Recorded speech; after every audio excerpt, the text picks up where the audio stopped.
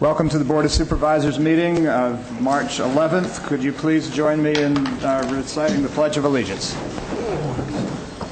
I pledge allegiance to the flag of the United States of America and to the republic for which it stands, one nation, under God, indivisible, with liberty and justice for all.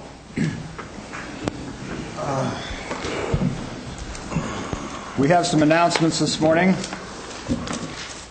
Closed session was held pursuant to the Government Code Section 54956.9B1, conference with legal counsel, anticipated litigation, significant exposure to litigation, 2 cases, resulting in nothing to report.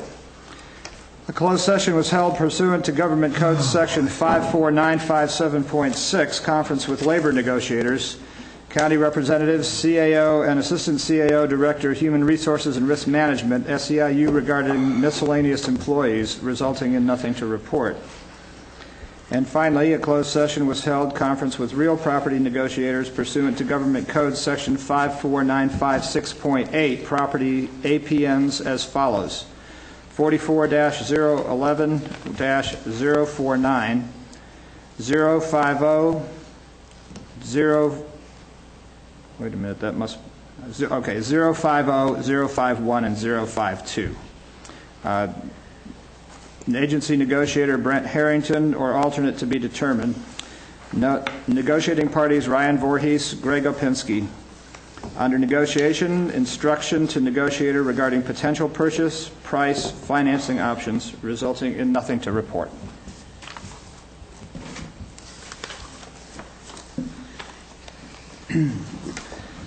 We now move to the consent agenda. These are items that are expected to be routine and non-controversial. They'll be acted on by the board at one time without discussion. Any board member, staff, or interested party may request removal of an item for the consent agenda for later discussion. There is one announcement here that item number 7 has been pulled. Will be become part of another agenda item for the 25th of March. Are there any other items that anybody wishes to pull from the consent calendar? I would like to discuss item 5. Item 5. Anybody from staff, public? Okay. Do I hear a motion on the balanced 5 and 7 being moved? Second. Those in favor? Aye. Opposed? Unanimously. We will now discuss item 5. Rita Downs, Director of Behavioral Health Services. Okay, Rita, the reason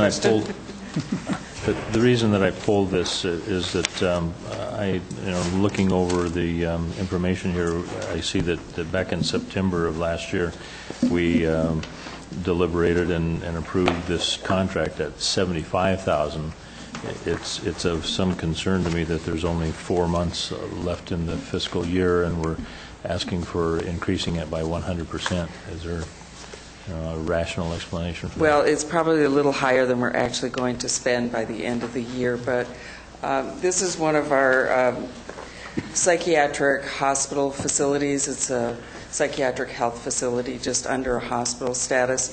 What happens is that because we don't have a psychiatric facility in our county, when we are placing somebody in a hospital, we have to look all over the state sometimes to get a bed for a person. And we've had a couple of very difficult patients that some hospitals have refused to take, and they've stayed longer than we've expected. So this is not a hospital that we use all that often, but because we've had a couple of people stay there too long, it's gone over what we guessed we would spend with them. Our overall budget for hospitalization, though, is lower than we budgeted for. So it's just that we can't always predict which hospital our clients will go to. Okay. I hope that makes some sense. Well, I think all of us collectively are focusing on the fact that revenues are decreasing, and so when something like this pops up and it's a 100% increase, it caught my attention. So I just... So our overall budget, a line item for hospitalizations is still lower than we budgeted. Okay, it says in the staff report here that there's no impact on the general fund. Correct. I occasionally wonder about these things, though, that whether it should be followed by there is no impact on the general fund yet. So I'm just hoping that it won't become an adverse impact. It should not. These are covered with Medi-Cal funds, Medicare, or funds that we have available through realignment to cover the hospital costs. Okay. Thank you very much. Mr. Chairman, that's all the explanation I needed, and I would move the item, please. Second. There's a motion and a second. Those in favor? Aye. Opposed? Passes unanimously. I have been informed by our eagle-eyed Supervisor Callaway that there is a flaw in item 3 that needs correction. So I would need a motion to actually retroactively pull 3 for that discussion. Do I hear one? Yes. Okay, second. Is there a second? Second. In favor? Aye. Opposed? So we will now discuss item number 3. Is this the consent agenda? I'm sorry. Yes, it is. Can I pull item 7 for a short question? We It's been have pulled already, Joyce. Yeah, item 7 has actually been pulled and will become part of a larger item coming before the board on the 25th of March. Thank you. Okay, item 3. Supervisor Callaway? Or Bill? Let me see this. This is simply a request for a minute order authorizing a small amount of funds, $216 each from District 1 Board Project Fund and District 5 Board Project Fund to assist in funding the train time celebration in Valley Springs. The technicality here is that Russ Thomas is the only supervisor listed on this, and that is because I am not listed on there. Does that make sense? But when the budget request came through, what I did was sign the Calaveras County Board of Supervisors request to hold a place on agenda. I did not get back in to sign the one-page document, but it does have my approval, so I'm going to request that this goes through anyway, and I'll check with the board later to make sure that the documentation is all in place. This is based on the funds coming from each of your discretionary funds for this, so it's required to have both support. Yeah, and it does, and just for the sake of the people that are in the audience and want to know what this is all about, there's an event coming up on April 26th in Valley Springs at the old train station that has been refurbished and repainted, and it's intended to be an annual celebration.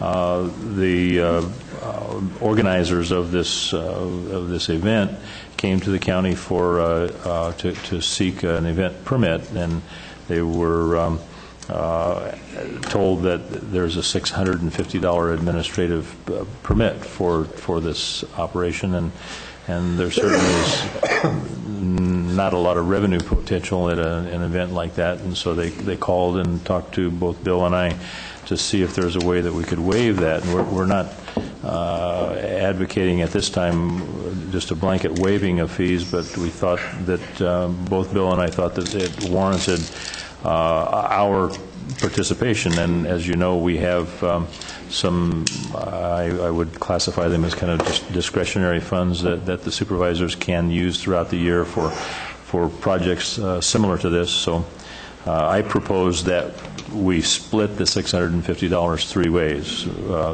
$216.66 coming from my account, and same amount from Bill's, and then the organization would likewise pay. But we're just going to be reimbursing the organization. They've already paid the fee. Thank you, Russ. Do I hear a motion on the amended item? So moved. Second. Motion to second. Those in favor? Aye. Opposed? Passes unanimously.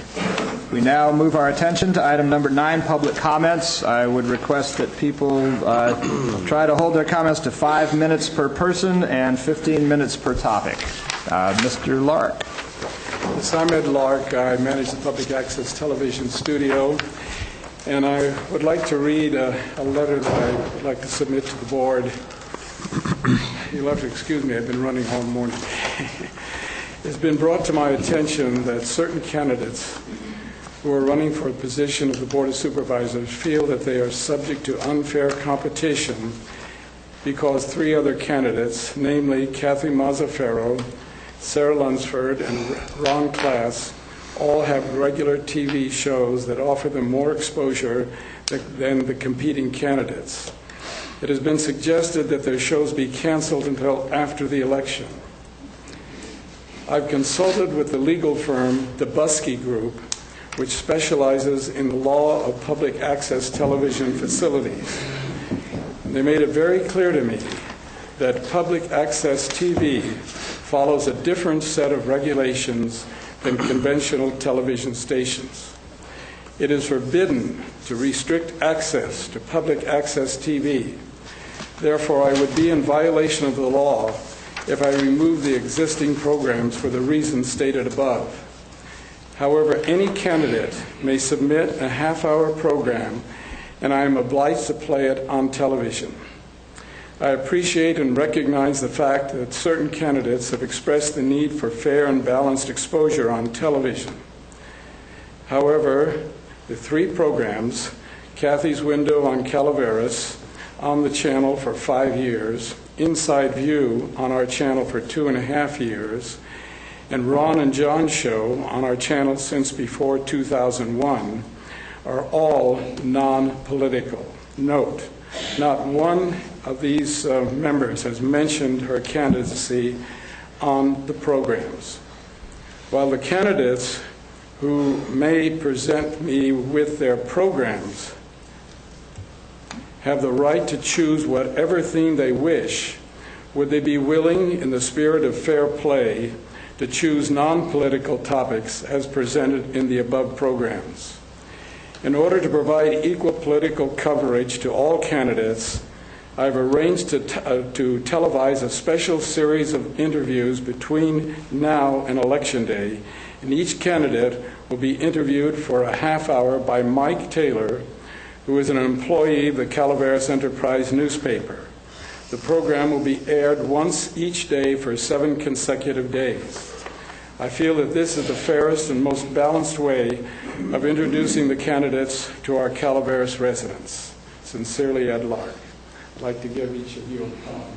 I think we have. We're already in receipt. Yes. Okay. What's your telephone number, Ed? 754-4021.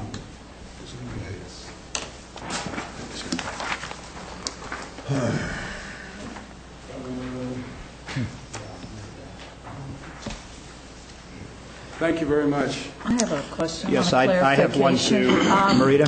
Mr. Lark, so I understand it that the candidates who do not have shows can be interviewed for half an hour by Mike Taylor, and those would be really political, correct? That's correct. So the candidates who do have shows will also be able to be interviewed by Mike Taylor, making it political. Is that correct? That is correct.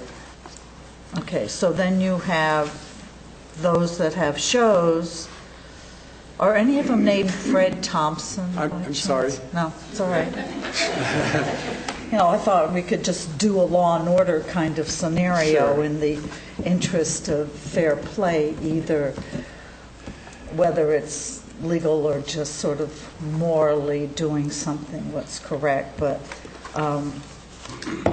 I just wanted to clarify that all candidates can be interviewed politically by Mike Taylor.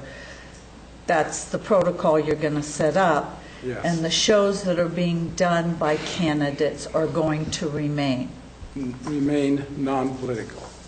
Yeah, that's the law. I got to go by it. Now, I can expound a little bit on that, is that any one of the candidates who wish to start a series of programs that are non-political in line with the other, I would be delighted to help them get started. We're always interested in having more people beginning a series of programs. So if they wish to do that and they have a topic or a series of topics that they would like to cover that's non-political, that's wonderful. They can get all kinds of exposure that way. Furthermore, Mr. Seaton, I believe, is on the Angels Camp City Council, and he gets exposure every time they videotape it, which we do videotape it regularly. And So- as we're doing now for the Board of Supervisors. Yes, yes.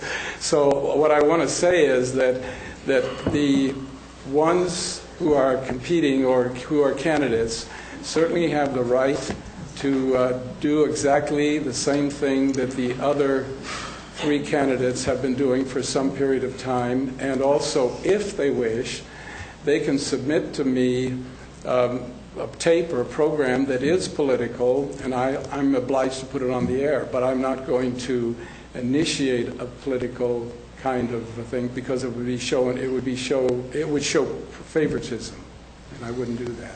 But I can put it on the air for them. Russ, do you have a comment? Well, Ed, just to be completely politically correct, I think that you should also, not limit your interviewer to Mike Taylor with the Enterprise. I mean, we have the PineTree.net, or ought to have a chance to interview, and Valley Springs News, and Union Democrat, and spread it around.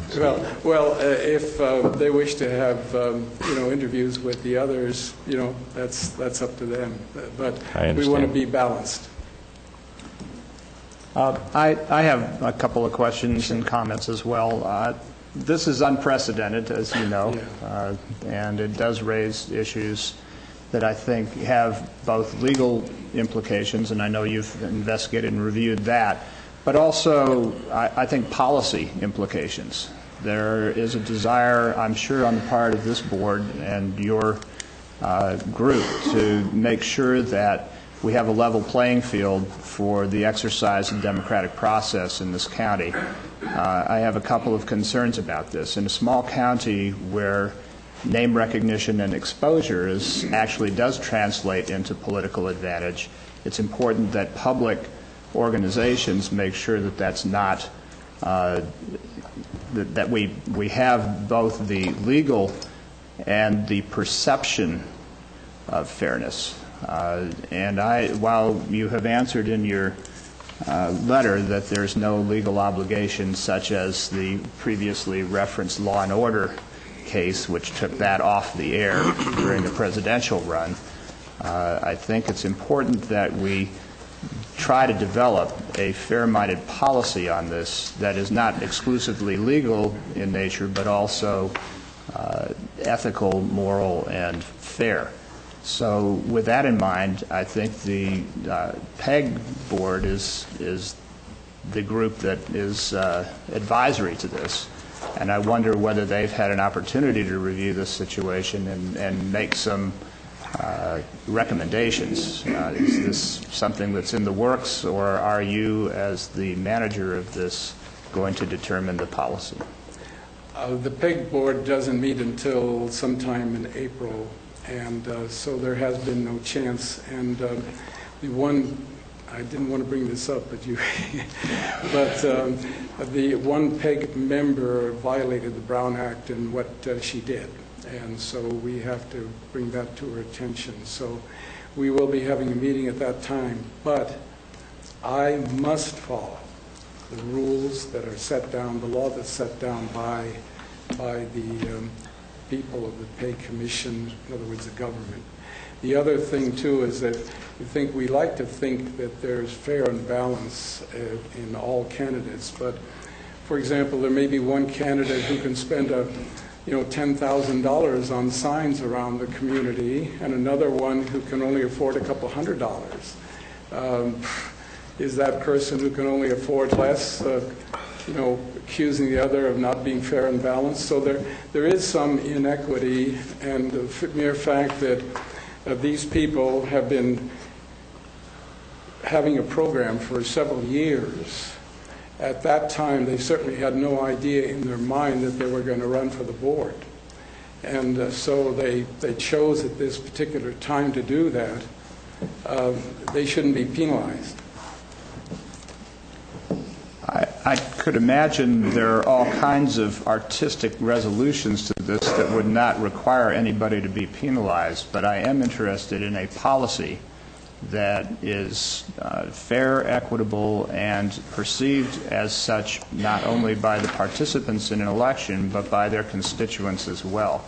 I've already received at least 8 calls on this, and I'm sure that there's strong feelings on a wide range of positions in relation to it. And when I get that kind of feedback, what I'm interested in is not either a political or even exclusively legal response, but a carefully constructed policy response, which I'm looking for at this point. That's about all the comment I have, but I'm hoping that this can be reviewed by the people who we've appointed on a commission that should be actively reviewing a circumstance such as that which is before us today.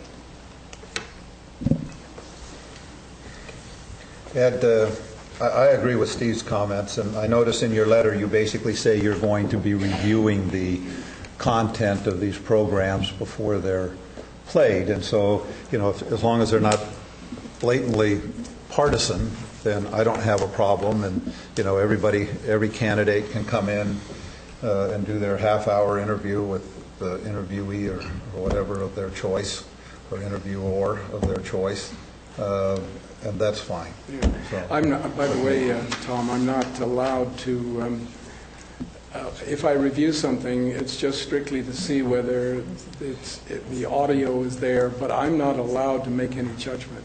That's against the law. I have to put it on the air. Maybe we can depend on the media then to be the monitor. They may comment on it. Anything else? Thank you very much. Thank you. Are there other comments or items from the public? Good morning. My name's Bonnie Newman. And I'm afraid I have some bad news. Maybe it's only bad news to me, but it's bad news. I was the sole member participant on the negotiating team for SEIU UHW this past year. Our contract ran out in March of '07. When we approached the county to renegotiate a new contract, we were asked to postpone it until the budget was finalized and you had a better idea of what the financial situation was. We were then asked to postpone it a little while longer, and now an entire year has gone by without a new contract. And I think I just found out that one of the clauses in the contract that we finalized and ratified is not legal, and that includes the retroactive pay that we were expecting for not completing the contract earlier. And I'm really at a loss. Does that mean we do not have a legal contract and there is no contract? We have to go back to square one and start negotiating again? And if that's so, then we've lost over a year of any benefits that we could have accumulated, and I don't know where to start, because I'm not on the negotiating team anymore because we finalized it. So I'm just a person talking about the healthcare workers, and it's a body of 200 employees that are working hard every day and have finally found ourselves at an impasse. I didn't just come to complain. I also had an idea. If indeed there is no contract and we have to go back to square one and start negotiations again, I think you could probably put me and Francine in a room and nail the door shut, and in an hour we'd come out with something that was reasonable and was responsible and respectful to everybody involved. But does anybody have any ideas? One of the problems that I have is I allowed my membership to call me, and I have been reassuring them, yes, we do have a raise. There will be a paycheck. We will have, and I've probably talked to 100 people, and now I've got to wait for them all to call back and call me a liar. Well, I'm hoping we can clarify the situation, and here's our HR director, who I hope can shed some light on the Nail us topic. in a room together. We'll work it out. I'm telling you. Actually, as you know, there's some language in the retroactivity that was agreed to. We've discussed that. Right now, Bill Avery has been trying to get a hold of SEIU representatives. We do not have to start all over again. We just need to work through that one issue. And so we are in the process of doing that. The positive thing is we did get actually official notification from the state in writing. If the retro gets taken out, then they have approved all of the other terms. So we just need to come to some agreements on that one item. And so it's just a matter of getting the representatives from SEIU who were new coming in this term back to the county. We may be able to do it over the phone, but they are valid concerns. But I think it's something we can easily resolve, and we're in the process. We just can't force anyone to get to the table at this point. We're just waiting. Maybe I could encourage Ms. Newman to ask her organization to phone home, and we'll get this going. And we talked Friday, and that's why she's aware of the issues when she came to visit me. Between her and myself, we should be able to get some pressure to get it moving. All right. Thank you.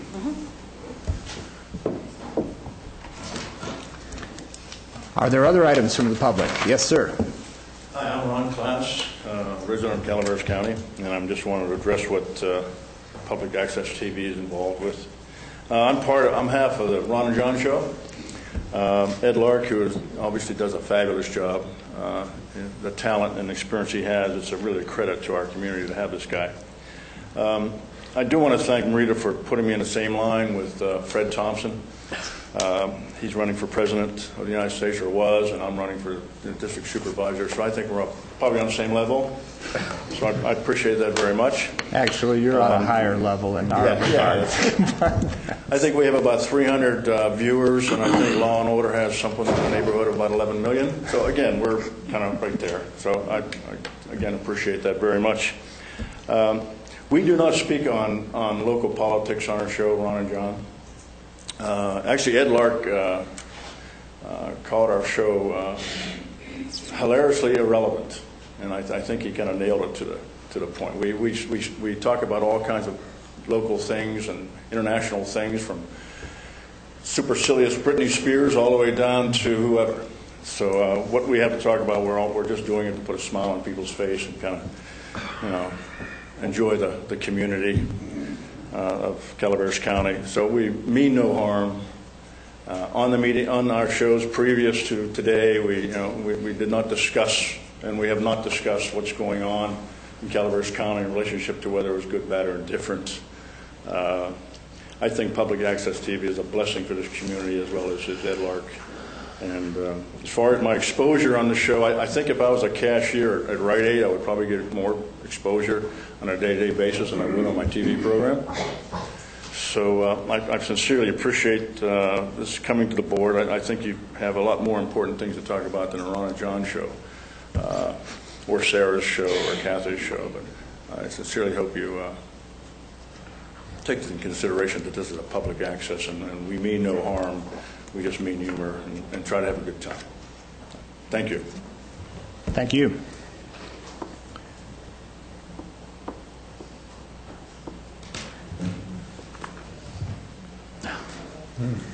Good morning. I'm Don Bose, and I'm bringing you some delectable array of daffodils this morning. Set it on the table, please. Sure. I'm representing this morning the Northern California Daffodil Society. Murphy's is one of 3 locations that the Daffodil Society in Northern California annually has a daffodil show. It's this weekend at Ironstone. It's simultaneous with Murphy's Irish Days, and There's a shuttle bus provided, I believe it's county sponsored, for free parking at Ironstone and shuttle down to downtown and back. You can come back and see the daffodil show, where there's often as many as 1,000 entrants of blooms such as these. Daffodils aren't just yellow anymore, but still the Northern California Daffodil Society is trying to bring the gold back into the gold country. Given that we have this show each year, it's one of 3 in California, the other one in Livermore, another one in Fortuna. Murphy's is becoming quite well known in Northern California as a daffodil region of the United States, but it's soon to be recognized. Calaveras County and Murphy's will be recognized as one of the top hot spots for daffodils in the world. It's really why I want to present to you tonight the fact that in 2010, the American Daffodil Society will be holding their convention in Murphy's at Ironstone Winery for 3 days in the second weekend of March in 2010. This will be bringing people from the major regions of daffodil hybridization and growing throughout the world. There'll be as many as 20 or 30 people from Australia, perhaps 20 or more from New Zealand, 10 or 12 from Tasmania, and maybe a couple dozen from the UK, Ireland, and England. At that event, which would be 3 days, will be meetings and, again, shows with daffodils like these and many exotics. One of the key things is that there will be daffodils shown at that show, and even this year's show next week, or this weekend, possibly with daffodils that will be seen for the first time. They're continually being hybridized. As you can see, they're no longer just yellow anymore. There's pinks and oranges and even greens, yellows and greens. We're urging that the community get behind this whole thing. I'll be doing what I can with the Daffodil Society to hopefully organize various groups to help gold up the countryside with daffodils, etc. We're having we have a logo design which is going on many shirts. This has already been down under. It's been to New Zealand and Australia, and those people are quite excited to come to Murphy's in Calaveras County. We're hoping also to have the high schools involved in competition in growing daffodils and competition in our annual event, hopefully starting next year. By the way, these are being made in Murphy's. We're trying to keep as much business for this event local as possible. Already, most of the available rooms and motels and hotels have been booked for that weekend, and we're also going out into the community to the weekend rental cottages. So enjoy the daffodils today and the fragrances. Some of them are more so than others. And join us this weekend, and keep in mind that we'll be golding up the area for the next several years. Thank you. Thank you. I was the PG&E manager in Fortuna. I never knew it was a daffodil center. I always thought it was rhododendrons. So they do quite a show up there, and it'll be 2 weeks. It's a 2-week jump up there. Then again to Oregon, it'll be another 2 weeks. There's a community in Oregon, Amity, Oregon, just south of Lake Oswego, that the whole town, so what we would like to have Murphy's become, the grade schools, the high schools, everything, they're all involved in this festival. I mean, there's projects, there's writing.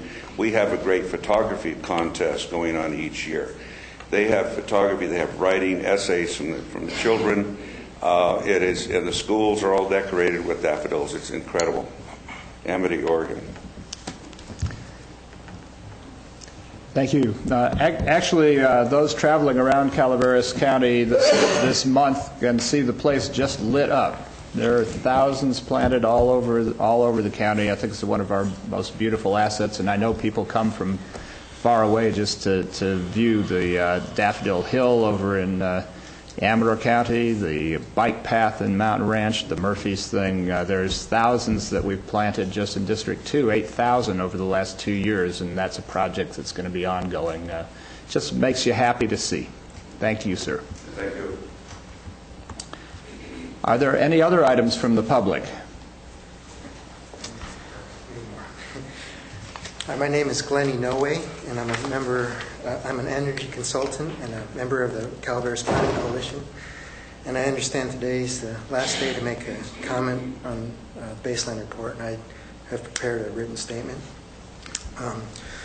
My comment in regards to the baseline report is that it does note global warming, and that many people were grateful for this inclusion. That said, I know that some of you on the board and in this community are skeptical about global warming and man's involvement in it, or that we can do anything to change its course, and I don't intend to make an argument for either side of this issue today. Regardless on your views of global warming, I would like to propose that our general plan address it either in a separate element or in a safety element for the following reasons. One, the California Attorney General has stated that he intends to make it law that counties address global warming in the general plan updates. Whether or not he can enforce it, we should avoid the potential of future litigation and address climate change in our general plan. The taxpayers deserve to know that the county has done its best to avoid litigation, since we simply cannot afford to go down this path. Reason number 2, climate change can be addressed and cross-referenced in land use, circulation, and safety elements of the general plan, making it comprehensive and internally consistent. Statements and policies regarding fire danger, transportation, water, and development can be relatively consistent with how we choose to deal with the threat of global warming. I would suggest to you that once we have written the land use, circulation, and safety elements, that we're 3/4 of the way there to having addressed the problems of global warming in our general plan. And number 3, the last piece that would be missing from the general plan addressing global warming would be how we address reduction of greenhouse gas emissions. And again, whether you believe in global warming or not, policies that reduce greenhouse gas emissions do not have to be draconian. In my proposal, you'll see that there's not only potential for the county to save money, but to create new jobs and increased revenues. We can address reducing greenhouse gas emissions by outlining steps to reduce energy consumption. This can be done by conducting energy audits throughout the county to identify wasteful energy practices and then implementing affordable fixes. We can also promote a green economy that will create new jobs in the county by embracing green building standards for new construction and exploring the potential of green technologies such as cellulosic ethanol, methane capture, and other alternative energies. I don't have time today to go over all the suggestions that I've listed in a handout that I gave you. But I would like to tell you one thing the county can do quickly to address global warming and increase its own revenues. There's currently a law in the books that, by the California Energy Commission that requires that HVAC changeouts, retrofits in existing buildings require permits. And quite often, counties throughout California are missing out on this permit revenue. The reason why the California Energy Commission is really trying to stress the permit and testing of HVACs is that because 70% of all installs throughout the U.S. have leaks of at least 30%. Aside from wasting a lot of energy, it turns out that air conditioning is a major cause of grid instability during hot summer days. Peak energy usage occurs during hot summer days when AC across the whole nation are turned on, or across the whole state are turned on, and this can cause blackouts like the ones we experienced this past summer. This is why the CEC is targeting duct leakage as a major problem and increased fundings to work with counties to enforce duct testing and permitting. In closing, if you're interested in incorporating a climate change element to the general plan, have any questions about my suggestions, or want to know more about how the CEC can help you enforce HVAC permitting, please feel free to give me a call. I have some information.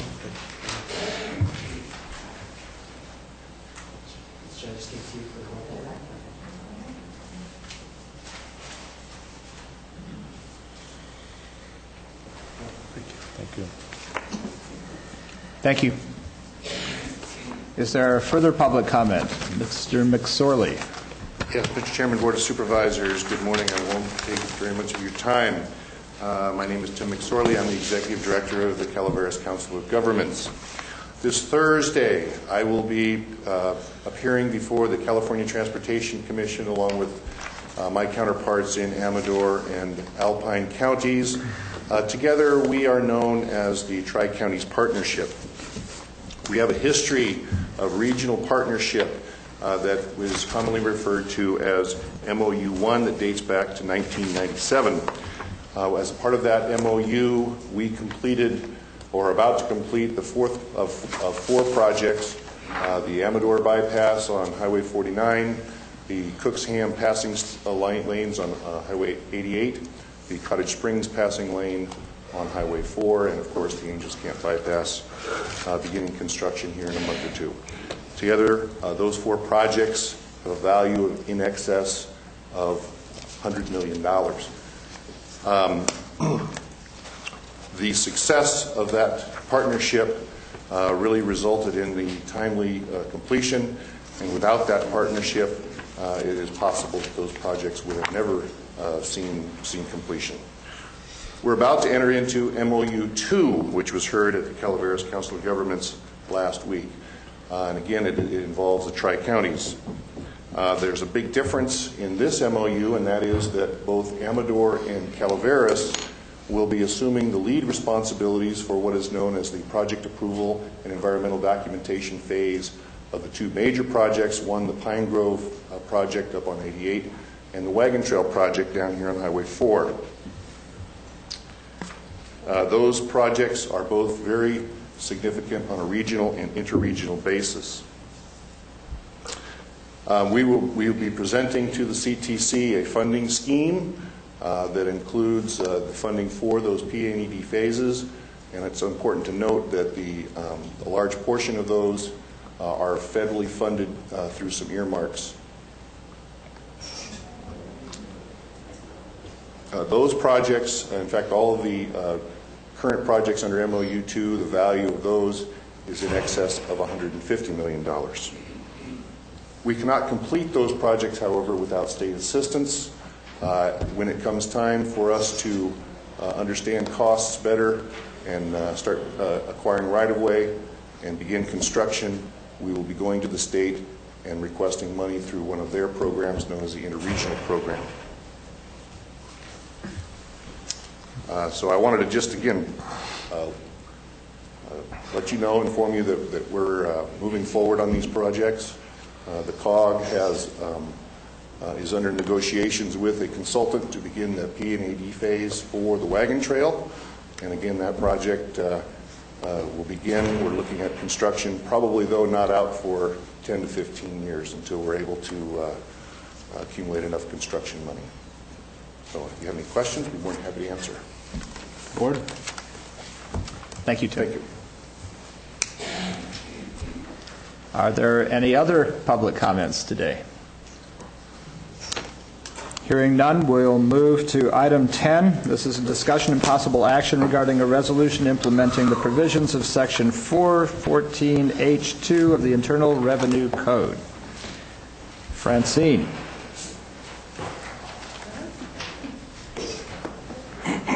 Good morning. Francine Osborne, Administration Human Resources. We are requesting board approval to implement the provisions of 414H2, which is actually, the county already has one, which deals with pre-tax when it is employee contributions to PERS. The difference with this resolution is it actually will allow employees to have payroll deductions pre-tax in regards to service credits. Service credits are airtime, military time, buyback of extra hire time. So this is a benefit for employees that are interested in doing that. We do see more and more employees that are coming in. The majority of them are actually using their deferred comp, but we do have an employee that's interested in this, and we see this as a countywide benefit. But we do need the board to approve the resolution for the IRS and CalPERS. Thank you. Any questions from the board? One question, Francine. It's my understanding if you do it pre-tax, it's like deferred comp, so that when you get your benefit after retirement, you pay tax on it. If you pay it post-tax, in other words, you put your money in after you've paid tax on that money, it becomes like a Roth account, and when the money comes out, you do not pay tax on it. I've never had from CalPERS a very good definition that provided any clarity as to how that works with CalPERS and how they segregate the money that's either pre-tax or post-tax, so they know what is post-tax. And my understanding is if it's post-tax, then so it's like a Roth account, and you don't pay tax on that component of your retirement stream when you retire. I'm fully in support of the action, but I think it would be good if you could get something from CalPERS that would explain the difference, so people have an informed position when they make a decision. That's an excellent suggestion, and as you know, I agree with you. We've got multiple answers from CalPERS before I have on not this gotten issue. a straight answer yet from them, and I think we need something in writing. Right, and I believe your understanding is correct. I do think it's important that the board do understand, though, that anybody that is using the post-tax right now in the service credit arena, once we implement this resolution, everyone will be pre-tax. It's actually a statement that's made by the county, and this is the resolution that would move forward. So you don't have it, you can't pick anymore? You cannot pick anymore when it comes to service credits. So it would be then the it seems to county. me, before the board takes action, we should do some survey of the employees. I mean, if there's only one person that's interested in doing this, then that's not a very broad base of support for it. It seems to me before we should take action on it, we should understand the difference and the implications of those differences, and then do a survey of the employees before we just adopt something and do a change in which the employees have no voice. So that's I understand. I think what you mentioned... Can't we do something where an employee can choose post-tax or pre-tax? Once you have the resolution on file with CalPERS, then what happens is that everything becomes pre-tax when you do service credit through the payroll Well, if we don't deduction. pass this resolution, do the employees then have a choice, or No. then it's all post-tax? It's all post-tax. So in other words, it all has to be the same, either post-tax or pre-tax. That's correct. That is what CalPERS told us when we were putting this together. We actually thought we had the ability to do this because we actually have a 414H2 resolution that we did for contributions. But they have one specifically for each and every instance. And when you do service credits, once we take this stance, then anyone that does service credits through the payroll deductions would be pre-tax. And the majority of employees, we promote pre-tax for everyone. Let me ask this question. Suppose somebody buys in, and just for a round number, it's $50,000, and they're doing the post-tax now on a payroll deduction, and we go to pre-tax, and they decide that they want to write a check and pay it off. That check they're going to write to pay it off is going to be post-tax. That's correct. Unless the check you write off, you write to pay off the amount owed on the buy-in is in fact deductible to the IRS. Is it deductible to the IRS if it's going to be post-tax? I think those are good questions. Or pre-tax? I mean, we better figure out where this takes us. And then if it takes us to the point that everything has to be pre-tax, then I think you better give some time for those that have buy-ins to either pay off with post-tax dollars before this is implemented, and they don't even know it and can't even pay off with post-tax dollars their buy-in, and now we're changing it right in midstream. People have already bought in on post-tax dollars, and now we're saying, well, we're just going to change it to pre-tax dollars, and their retirement calculations may be all done on post-tax dollars. So I think we better get some more information before we just adopt this. So there's only one person, though, Francine? There's one. Do you know any others that want to do buyback? I know others that have already gone into the buyback before through different arenas, whether it be military credit, extra hire, the airtime service credits that are under the post-tax now. Right now, we have one employee who's very interested in doing it pre-tax, and she's been waiting for us to move forward with this.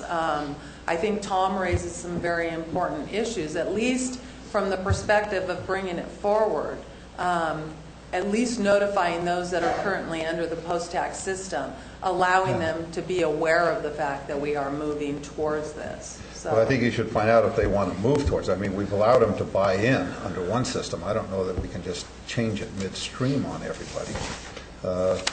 And if we are going to change it, then you need to let the post-tax people have some grace period of time to try to figure out how they're going to pay off their balances so that they remain post-tax. I agree. I think that's an excellent concern. And we need to find out from CalPERS, which I've never been able to do, is how that calculation is made on the post-tax for that income to be non-taxable when that component of your retirement income stream to be non-taxable since you paid tax on the money when you bought in.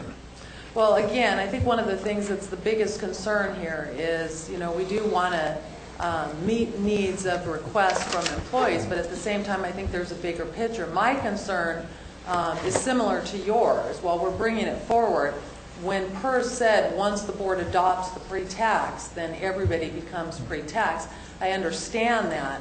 But in putting the resolution together, I don't see anything or any language in there. And it's, you have to follow the IRS rules and PERS's rules in putting it together. It doesn't address that specific area. So I don't think there's any harm in getting an answer on what, try to get it in writing on the post-tax. I think we need to get the reasonable answers, and we better do a polling of those that have already bought in on post-tax dollars and tell them, we're thinking of changing the system in midstream on you, and you bought in under one set of assumptions, and now it's going to go to another set of assumptions, and what are the implications of that? Find out from, I don't know why CalPERS doesn't allow the individual employee to pick post-tax or pre-tax. I don't know why we have to have the issue. But you're saying that they're going to demand that the whole county be on the same system. In discussing how we bring this forth to allow pre-tax for service credits, one of the things that in consultation with us, they explained that once the board adopts this, it's actually making sort of a policy decision in implementing this resolution, is that all service credits will be considered pre-tax from that point forward. But they said anyone that was in the post-tax, we needed to be aware of the fact that they would now become pre-tax. And I think that, again, you raised good questions about those in the post-tax. We better get some more information before we just adopt this because one person would like it. I mean, so how long, Francine, would it take you to come back with something in writing and perhaps a little clearer view of the issues Tom and you are discussing? It just depends with CalPERS. They're not the speediest agency. Right. I would want to at least try to find, maybe work with county counsel's office. We have in the past when we're looking for answers to maybe get their legal department to give us something in writing on that, and then we could come forward. I think the main concern is that the employee that would like to do the pre-tax will not be able to do that, but I'll have to explain to that person. But maybe obviously it won't be ready for the next board meeting, but maybe a couple from now we can address it. Well, obviously has some broad implications far into the future, so I think Tom is right. Thorough investigation and something in writing exactly what we're getting into. Well, can I make a suggestion as well? It might not be a bad idea to get the information and maybe come back and educate the board on what we found out in a study session before we come back in general session. This way we don't have to take as much time making the discussion. Discussing I concur with that. Marita, did you have any further comments? No, it's whatever time frame Francine wants to do it for scheduling purposes, whether it's 2-3 weeks. It just depends on when we can get something in writing from CalPERS. I think that's an excellent idea. Would the board feel comfortable holding a study session with the possibility of action at the end of it, or do you simply wish to study the matter? Well, I think we should have a study session because then I think we need to go out and poll the employees, and we need to poll particularly those that are on post-tax and give them some time to pay it off if they want to pay it off with Well, post-tax Tom, maybe that dollars. could be done parallel. Right, the Well, hope I would have is that this would all be You gotta part give of them the some time. preparation Part of the for the study study session. session, exactly. So we'd get the poll results, we'd get we'd notify employees of the study session. And I don't know how you have them weigh in. notify and get an informed employee if they don't have the information that's going to be available at the study session. So I think we should do the study session and then decide where we go from there. But I think gathering some data and some thoughts of the people that are actually currently, that have purchased service credit in one of those arenas, I would be interested in knowing where they stand on it as well, because I think it would be helpful in the But you have to board. tell them what the difference is between post-tax and pre-tax and how CalPERS calculates that so that they know what percent of that income stream is not going to be taxable when they retire and what percent will. I mean, you have to give them the information if you want them to make an informed choice. But that will be available at the study session, I hope. I see one of our staff in the back has a comment to make on this. Leslie, would you like to weigh in? Oh, thank you. Leslie Davis, Assistant Assessor. I'm the employee who's asked for this. And I do have much of this in writing that can answer some of the questions, at least I heard, that Supervisor Tryon was asking. CalPERS is not telling me what they're telling Francine, and again, some of it's in writing. An employee has a choice of doing pre-tax, after-tax, or making a lump sum contribution. Now, it's really none of your business how I'm doing it, but I will tell you I'm doing pre-tax, after-tax, and payroll deductions. And the choice on payroll deductions is pre-tax if the county has this resolution, after-tax if I prefer to do it that way, or a lump sum contribution. The advantage to an employee doing after-tax is that at any time if I get some massive income tax return, I can go into CalPERS, I can hand them that check, and they will apply it to pay down what I still owe. Pre-tax, you don't have that option. What CalPERS told me is that when the county approves this particular resolution, they will send the employees who are subject to this airtime credit purchase buyback a letter saying you are on after-tax deductions. Would you like to go to pre-tax or would you like to stay after-tax? Knowing what your choices are, that after-tax you have the option to pay down at any time you get a windfall. Pre-tax, you don't have that option. So it's different from what I'm hearing Francine say. So you're telling us it remains an You're option? saying there's a choice. Yes. We need to know that. All right. The resolution does not state that. All right. And that's how they explained it to us, is the board is actually making a policy decision, and that's why it's written. You would be implementing this policy for service credit. All right. My It sounds suggestion. like if we don't make this policy decision, then there's a choice. Why not remain with a choice if what Leslie is saying is accurate? I think you guys need to find out how this But works. they're telling Leslie that she cannot do a payroll deduction pre-tax Unless we have a resolution. resolutions in place. So while she has so many options, she doesn't have the pre-tax option without. That's not what Leslie just said. Yes, you cannot do the I pre-tax cannot payroll. do pre-tax payroll deduction until the board adopts a resolution consistent with the IRS code. The other question that Supervisor Tryon asked is, how does CalPERS track this? I can tell you that they send the employees confirmation of what they've received that is a pre-tax rollover and an after-tax contribution, and that they are tracking that. And it is showing up on documents that CalPERS sends the individual employees.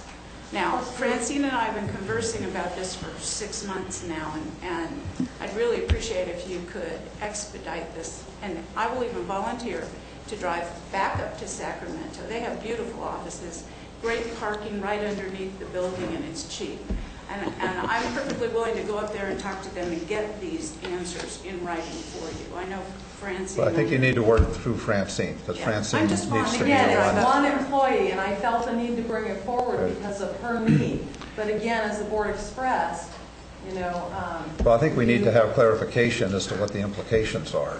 I'd like to see what she has in writing too, and then get a Okay, final from that's fine. her. Come back in a study session. All right. Let's see. I with the move re- this item till Francine brings it back. For a study session. I second that. I need direction from the board on how you would like to proceed with this. For, I mean, my feeling is you bring it back when you're ready to bring it back, that it's not piecemealed. And Well, if Tom would like it as a study session, that's So fine. if that was Francine's And- suggestion, I think that's a good one. Yeah. I think you need to check with CalPERS and find out the consequences of post versus pre-tax. Find out if there's any way we can let the employee have the choice, because we've had several buy-ins of service credit on a post-tax basis. So, we're changing it for everybody that's bought in for one employee's request to go pre-tax, and we don't know where anybody else is. So I think first off, we need to find out from CalPERS the significance of pre-tax versus post-tax, how that comes out in retirement, if there is any way to frame it so that there's a choice for the employee. And there is, but in order to comply with her request for the pre-tax, the board would have to move forward with that. Yeah, but then we're making everybody do what one employee wants to do, and we're taking choice away from everyone else. Yeah, if Francine gets back from CalPERS that it doesn't impact, ultimately that it would not impact the decisions other employees have made, would it necessarily be a study session, or could she bring that back as an action item? Well, at that point, I guess the question's twofold. Number one, does it affect those that have already bought in? And number two, does it take away the rights of future buy-in?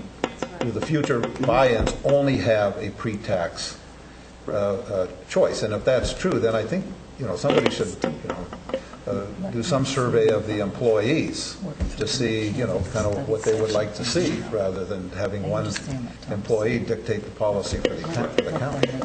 I suggest that you allow me to at least take a look at what Leslie has. Yeah, take a look at everything. Work with county council, and then I'll make the decision if I think it's something that I can bring forth on the agenda that would be a simple resolution, fine. If I feel it requires discussion, I'll bring it back in a study session. Is that acceptable? Yeah. That's exactly. If I could add just one thing, I think it's probably consensus on this board that we try to preserve choices within whatever resolution we promulgate. So that's our goal, and we'd try to get our options defined and at your discretion in one of the two modes that we've talked about. Now, there's a motion. The motion is to allow Francine to make the decision to bring it back to the board in whatever format is appropriate when it's... I'll second that. Thank you. All right. I believe that the maker of the motion has amended her motion. I guess I'll call that a friendly amendment. We have a motion and a second. Any further discussion?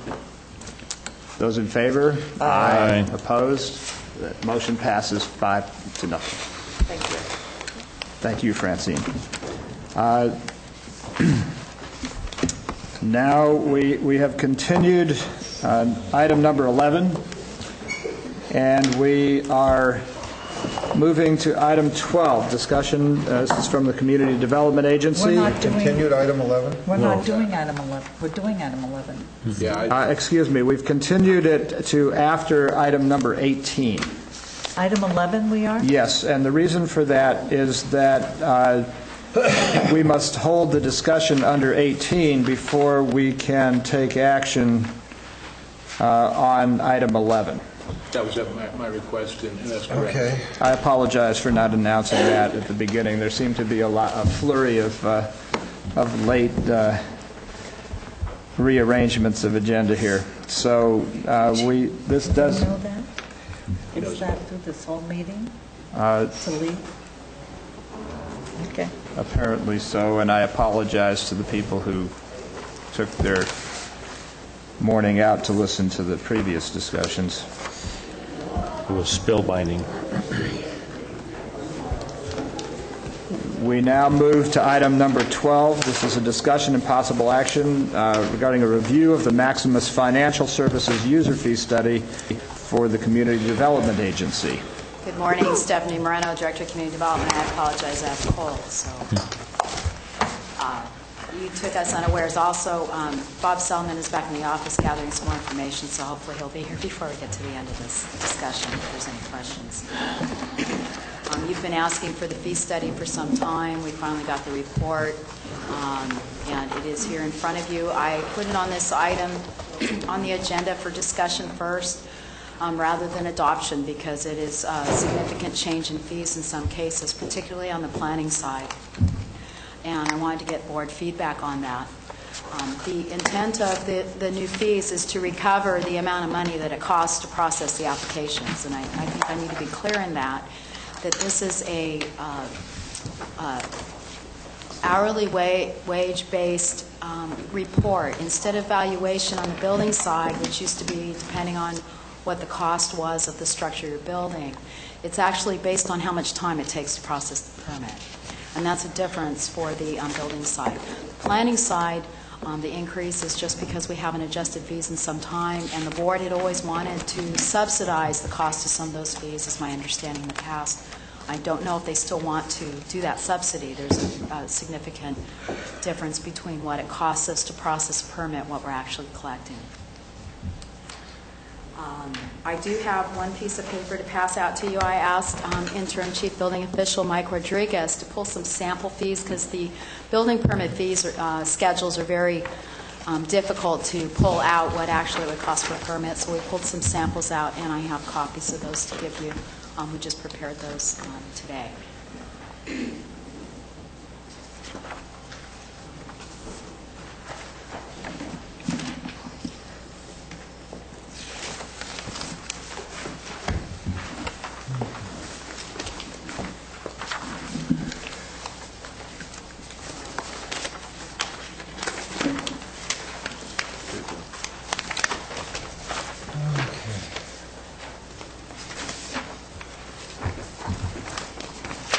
Stephanie, did this go on? Is this going on the website, or I asked if the fee study, the entire fee study is on the website. Yes, great. This latest sample is not.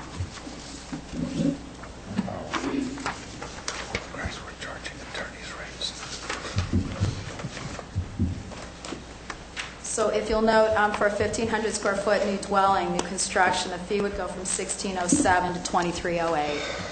2,500 square foot from $2,374 to $3,172. 3,200 square foot new dwelling from $3,185.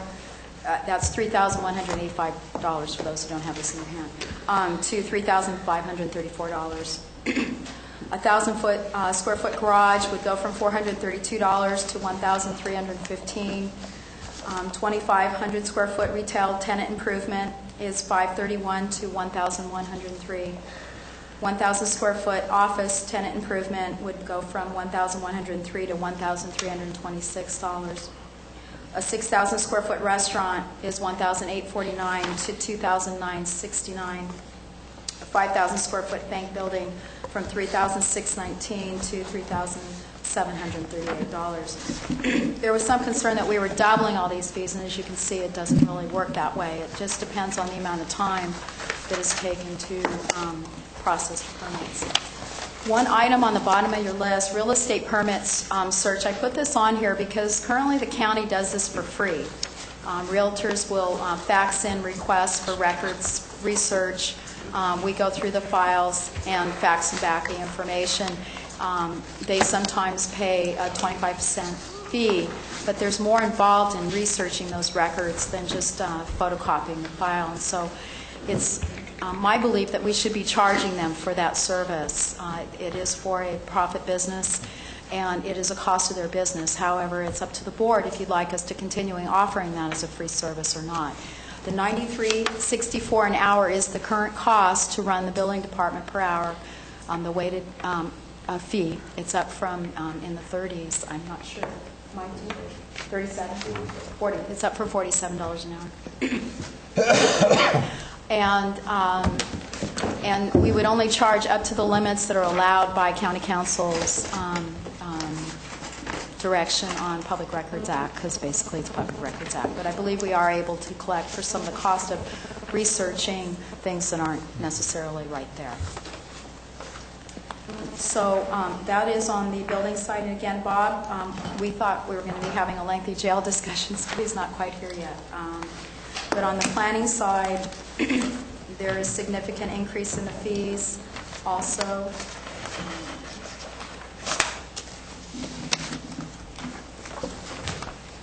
And those are on page, actually, it's the first schedule in your big long report. It goes landscape side. It's after page 35, and then there's an appendix 1.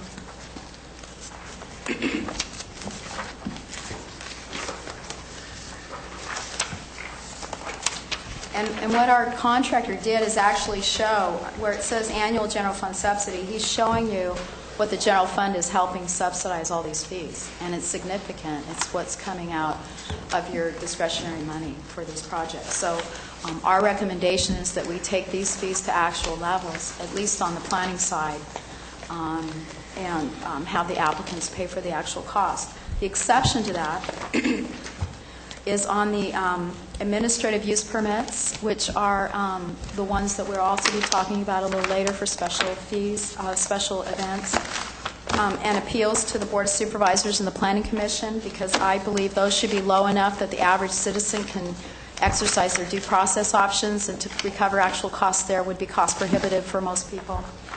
And then also on the accessory dwelling permits, I'm not sure if you really want to charge the full amount on that or not. However, it does show that it's $943 to process those permits.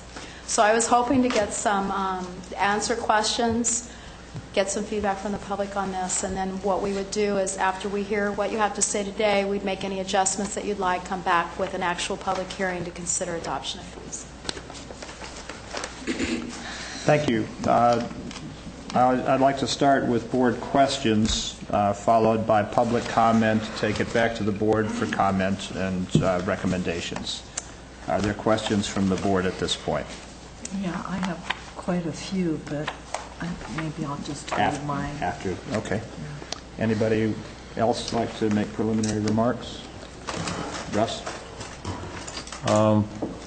Stephanie, I read over this report, and I know that Maximus, incidentally, that's a pretty impressive name, Maximus. I mean, they must be very believable people to be Maximus. But I'm having a hard time figuring out how or why it would cost, and I'm just focusing on this one thing, 1,000 square foot garage, $1,315. It would have a requirement for a couple of electrical plugs on each wall, no plumbing, probably isn't even finished on the inside. Why in the world would it cost $1,300 to process that application? It's based on the amount of time that we have analyzed that it takes to do the permit plans and the permit inspections. It includes administrative overhead as well. Okay, so that's all inspections. In all honesty, most of the garages that we see, or a lot of the garages that we see in this county actually have plumbing or electrical in them. Some of them are finished. So there is, it's not the standard unfinished garage that you might typically see. But it is based on actual calculations of hours involved. Okay, so in the components making up the $1,315 would be time at the counter, doing all that processing. Actually, the inspectors going out for foundation, nailing, right. All those. It's the time at the counter on certain types of applications. We have to do building inspector has to do a pre-application or pre-inspection out there, sometimes for fire inspection, et cetera. It's going through planning. There's a clearance process that it has to go through. It gets to plan check. It is unusual to come out of plan check without at least some red lines.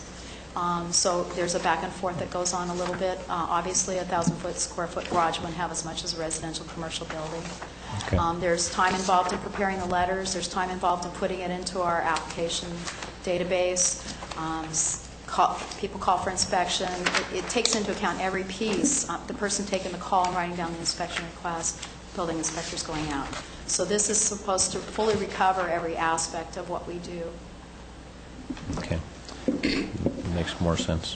Thank you. And let me, there's another piece in here, though.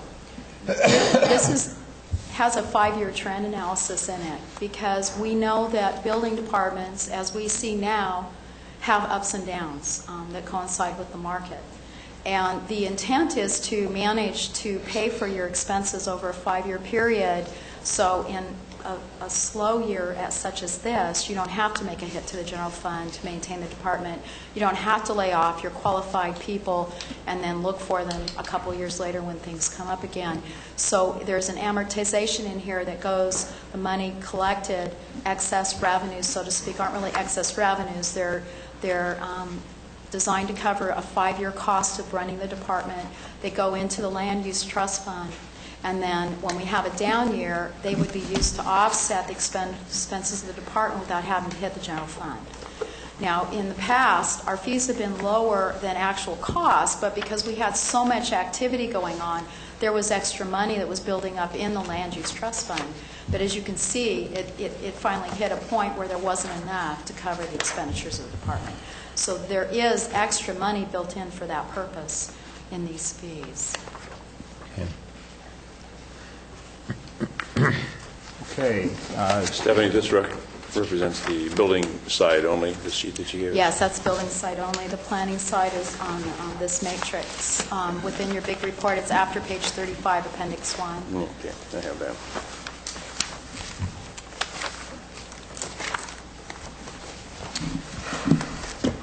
The most significant increases are those for tentative subdivision tract map. Goes from $4,005 to $11,002.57. And you're saying that the public subsidized that to the tune of almost $110,000 We've annually? been subsidizing, well, actually it's $6,998 per application we've been funding. So however many we have been funding in a year would be coming out of our subsidies, general fund subsidies. So the 10,000, what does that line represent? It's line 32 on that. Which page you on? First, the landscape PL 31. On the Tentative subdivision tract map per issuance, $10,447.08. Yeah. Is the total cost to process a tentative subdivision tract map. Sorry, I'm having difficulty. I know that's unusual, but 5 to 150 lots. $4,005 is the current fee, and that $6,442.08 is the subsidy that we've been currently. And then on the other Actual category, the annual it's based upon impacts. how many we've been processing. So annual impacts is 110,000 at this time. Yes. I'm sorry. You're in the last column. Russ? Okay, looking at those lines 30, 31, 32, I see that TAC committee meeting, in addition to the fee for the tentative subdivision tract map, which might be $10,400, isn't it your policy going forward to always have a TAC meeting? Yeah, actually, I'm glad you brought that to my attention. We had talked about this with a consultant. He puts everything in here that's the cost. It would be our recommendation that we continue running TAC as part of the applications. They're not needed in every app. We do them on all subdivision maps. We do them on some parcel maps. We do them on commercial projects, but it's only the more complicated projects. And the fee for the technical advisory committee meeting should be wrapped into the overall fee for the application. It would not be a separate charge. And I would not want to charge people that, I don't want people to think it's an optional process. There's some people that we have to take through there. So we'd either want to incorporate that into the overall fee or waive it on TAC, because it's actually helping us streamline the process. It's saving money in the long run. Okay, so the other piece, this does not include fees. Obviously, when we take our projects out for EIR, the applicant pays for an EIR, the consultant cost 100%, and that's billed to them. So that would be the cost of an EIR would be something that usually goes out to RFP, and then the consultant would pay that in addition to these fees. So it does not include that environmental review. well, specifically on the that line 9 for the environmental impact reports, they've got a total cost that they picked out of somewhere of $19,157. That would be for our staff costs for processing the EIR, doing the reviews, the administrative drafts, legal notices, scope of services for the RFP, working with the consultant, project management. Okay, so if the if the client hired under contract or the county hired Quad Noff, the client reimburses the county $50,000. Pick a number. The client would also have to pay approximately another $19,000 to the county, so if we want it's closer to if 70. we want the applicants to pay for the full cost of their project application, yes. Okay.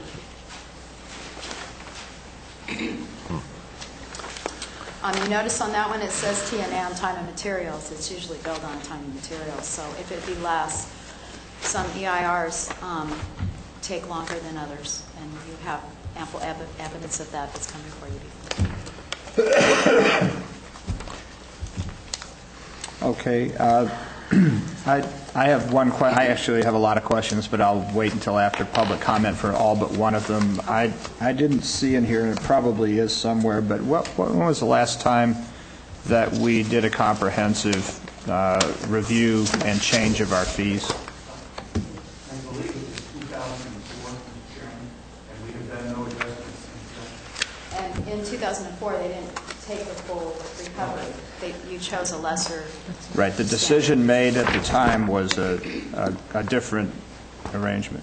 Right. Well, at that time, you weren't fully based on your labor-related fees. Am I correct? No, we were not. We were based on purely an estimate of some of our costs, and the board basically set it at a lower amount.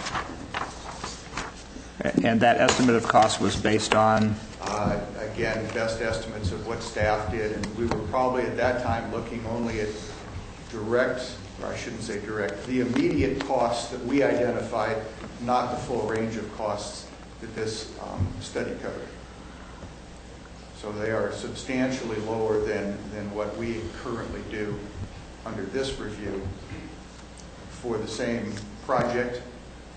We would not have considered all of the extra costs that this program actually is charged with looking at. All right. Let me ask a second one then, because this gets to the heart of my thoughts about this anyway.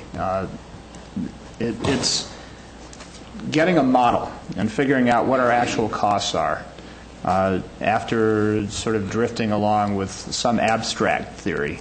Now we have a hard theory about here's our costs and here's what we need to break even on those. But I find it a little strange. There's one sentence in here that just kind of knocked my socks off, and I need to find it to quote it. It says, We're already speaking. I'm on page 5.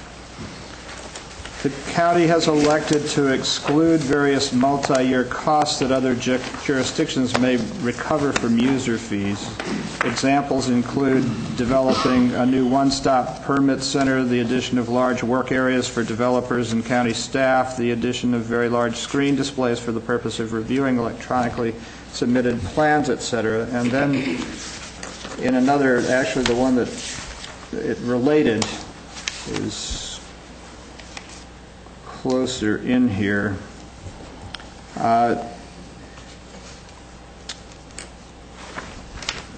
Maybe I should just, instead of trying to find it, give the gist of it. It says something along the lines of the county elected not to pursue questions of efficiency as it relates to delivery of services. And I don't recall being party to that decision, and in fact I feel it's very difficult to, and this is not CDA talking about this is Maximus, but my concern is that when you let something drift and you have a sticker shock of this magnitude, A, there's got to be a good justification, and B, we should never decouple efficiencies from the way we apply fees.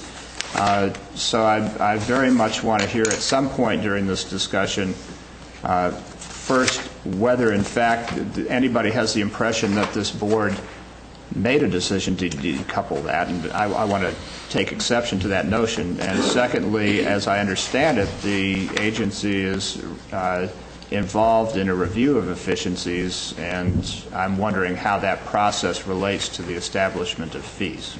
That's on page 9. I can address that. I did read that. And really this is This has nothing to do with stated goals of the board and everything to do with the costs that were included in establishing the fees. Right, I'm trying to make sure we understand. Obviously, we're trying to be as efficient as possible, but we had to identify, because we're looking at a 5-year period, what kinds of long-term costs that we would like to put in this model. I did not think, having just remodeled the land use building a few years ago, that they would be interested in funding the development of a new building that would allow for a one-stop permit within the next couple of years. So we didn't address those issues, knowing that there is a separate county process currently looking at facility fees. Those things would be addressed when we come back in. There's a recommendation in here that we review these annually. If at some future date the county decides they want to move forward with a one-stop center or a new building or whatever that might be, those would be incorporated in new fees so there could be some recapture. We chose instead to capture the things that we know the board has normally funded, such as vehicle replacement. Vehicle replacement is included as one of the long-range costs. Computer upgrades, which have to do with the efficiencies. We have budgeted within this model to purchase handheld computers for the building inspectors so they can enter data in the field and have immediate information be put into the system, relayed back eventually to the permit counter. So there's an instant relay of information. We don't have to wait till the next day to have files updated, et cetera. So there are some cost efficiencies built into here. We did not go into the long-term decisions that have not been yet made that I did not have feedback on from the board that can be incorporated. Once we have the model done, it's very easy for him to go back in and say, okay, add this, take this out, and it adjusts the fee schedules. Okay. So there is an intent to make us much more efficient. We are working on that. We have tried to start discussions with other agencies about coordinated permit operations at the counter, but we're just not ready yet. And so that would be something that would happen in future years. All right. If there are no further board questions, I'd like to open this up for the public to discuss, ask questions, or make comments. Is there anybody from the public who wishes to do so? Please state your name. Good morning. My name is Maureen Elliott. One of the things on this that I did note, the real estate permit search, which I'm assuming is when we annoying realtors call and ask if there was a final. Maureen, what did you say? What is it that you real estate permit fee that they have thought of? Yes, it's at the bottom of the We fax them a note and say, is there a permit on APN such and such? And they take our fact sheet and write on it, yes, this date. And quite frequently they're wrong, by the way. And I have to watch my body down here and say it couldn't have been finalized last year because this house was built in 1978 and the sellers never. So we don't get much. I would very much argue that, and I think most agents will argue that fee unless they're going to get a heck of a lot more for 9364. When you are considering this, please keep in mind that when you see 1,000 square foot house or whatever size, that's not the only fee. You're going to be paying for a driveway fee, a profile hole fee, a septic installation fee, a grading fee possibly. There are many, many other fees that will go with this house fee that you're looking at. And right now, as you all know, our construction and real estate industry, which goes on to be sheetrockers, electricians, carpet layers, painters, the whole gamut, title companies, they are hurting. So I'm hoping that you'll realize anything too big right now could really knock us down a lot further than we are. And when you do it, I'm hoping you'll be able to give us some notice so people can be prepared that this is coming. I think that would be very helpful, and I think it's something that's been brought up at other study sessions on other issues. But like I said, do keep in mind that it's not, that looks like a nice little list here, but you know what? If I went out and built that 1,000 square foot house and then I added my other fees on there, it's going to be a lot more than what you see there. And we are hurting in the whole, when I say the real estate industry, real estate's everybody in this county. You're all living on it. You're standing on it. And we need to keep it moving until it's picked itself back up and can move on its own as much as possible. Thank you. Maureen,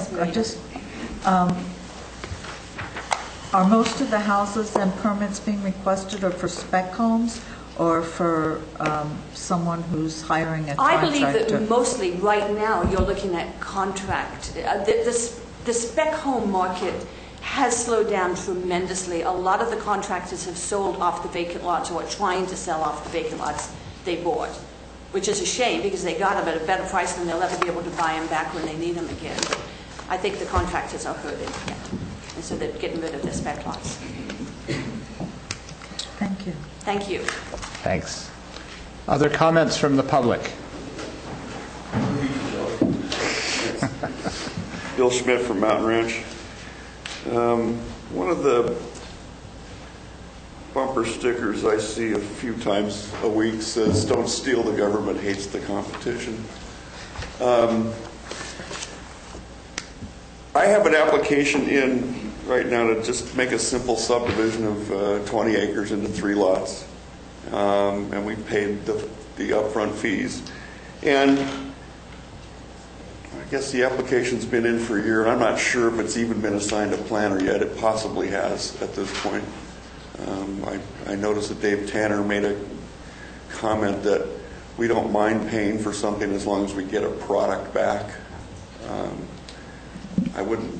I've been offered the opportunity to take my application to Quad Nof, and Quad Nof said for $19,000 they would and have it done in 60 days, ready to go to the Planning Commission. Well, that's nice. If you're going to go into the profit business, or at least break even, if you're going to act like a business, then we ought to have some competition. Having Quad Nof as the sole other provider of planning services doesn't make a lot of sense to me. If there was a 2 or 3 other agencies, private agencies, that I could go to, I'm sure that $19,000 fee would be somewhere closer to $12,000. And if you gave me that option up front, then I don't think I should have to pay planning anything. Here's $50. I'm telling you that I'm going to go to these third guys, and I'm going to end up with my application all done. Take an hour and a half to review it because you've already qualified me as an outside consultant, and let me be done. Why should I spend my money at the county and then be offered the opportunity to have somebody else do what the county's supposed to do? So base your fee structure on some real world activity. We certainly, I have to do that in my business. If you want to recover everything, amortize vehicles, replacements, and this and that and everything, then run this like a business. That's fine, but when when a downturn comes, lay people off, and I'm not a fan of that. But if you're staffed up for the biggest boom time and things go south on you, why are you collecting a fee to support that boom time level of activity? I don't get that. Now, as a real estate agent, when somebody wants to sell or buy a house, I am obligated to do due diligence about what the property has or has not in terms of permits. Has it been done legally? I need to be able to inform my clients of the exact status of what the building is. So I come down to the counter and I ask, do we have a building permit on this building? The technician walks through a file folder, brings out something and says, yes, you do. It's for a 3-bedroom house, and you say, gee, it looks like a 4-bedroom house. You're the only source of this information. And to hold that information hostage, it's public, it is public information. And to hold it hostage for whatever that fee is ridiculous. Again, if there was some competition, if there was another source, you wouldn't, and you started charging a fee like that, you wouldn't get it. Or make it available online. You've got the database, share it. I don't like to have to drive to San Andreas just to find out information. If I had it available to me online, I'd use it. So, this just seems crazy. This whole idea of the whole concept of recovering every single penny in costs seems crazy to me. I don't know, in the court system, there's a fine basis. Do people that pay fines actually pay for the whole cost of the court system? I seriously doubt it. It's one of those obligations of government to maintain a certain level of service. We're here to provide service to... In some places, they go to jail. Yeah, well, yeah. Some places. Yeah. So anyway, I'd like you to consider that as you deliberate this. Thank you. Are there other comments?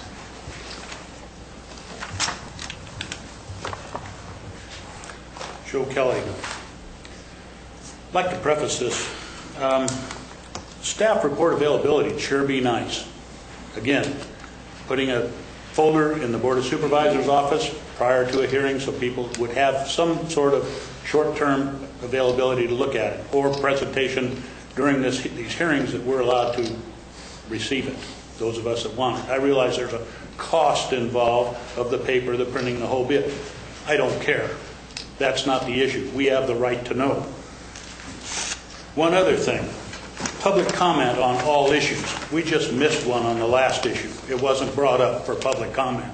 I'm just getting a little tired of it, that you folks do things out of context, and I may be going to the district attorney and ask him what he can do about it under the Brown Act. We have the right to know. You as elected officials owe it to us. Now, on this issue,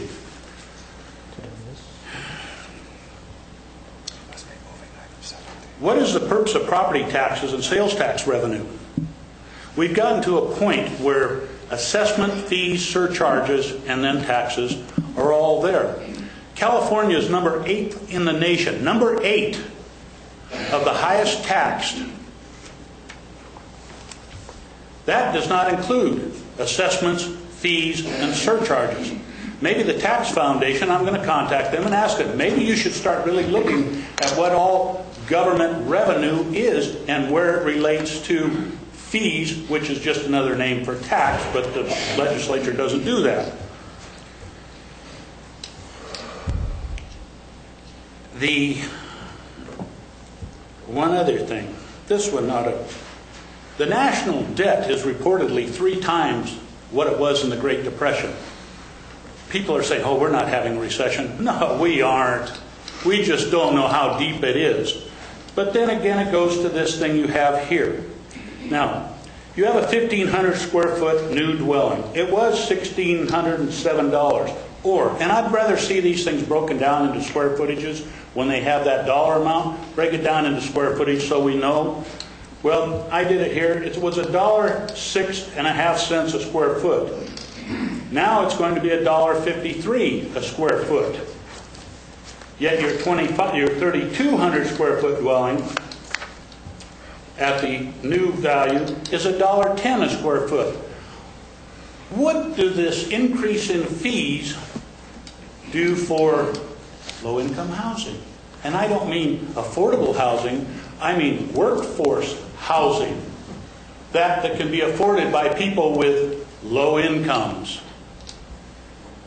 What effect does it have? Or is the government just on a, well, maybe I should ask this, does this board have a policy, a budget policy of aggressive pursuit of new revenues? I know a lot of other counties that do. And I think we, the people, have the right to know everything. And this is a serious concern of mine. And I've expressed it a number of times. Thank you. Thank you. Are there other people who wish to speak from the public? My name is Mike Harns. I am a real estate agent, but I'm also a member of the public. And I guess my first comment is had I not received a call from someone else indicating that this item agenda, I mean, I look at the agenda, but it really doesn't get into the fact that we're talking about raising building fees, playing. I mean, it's not clear. Okay, and I went on the website and I really didn't get into the study, so I apologize for not having the study, but I think before we move ahead forcefully, it sounds to me like we're ready to try and adopt in the next meeting or so these fees. But a couple of things that I listened to, and it appears to me that we need to do a little more research. When you do a tentative map or a subdivision map for 5 lots or 150 lots, and you charge that same number, it sounds to me like, you know, there should be some, as the square footage in the house goes up, the fee actually per square foot goes down. So the guy that's doing 5 lots shouldn't be paying what the guy doing 150 lots is.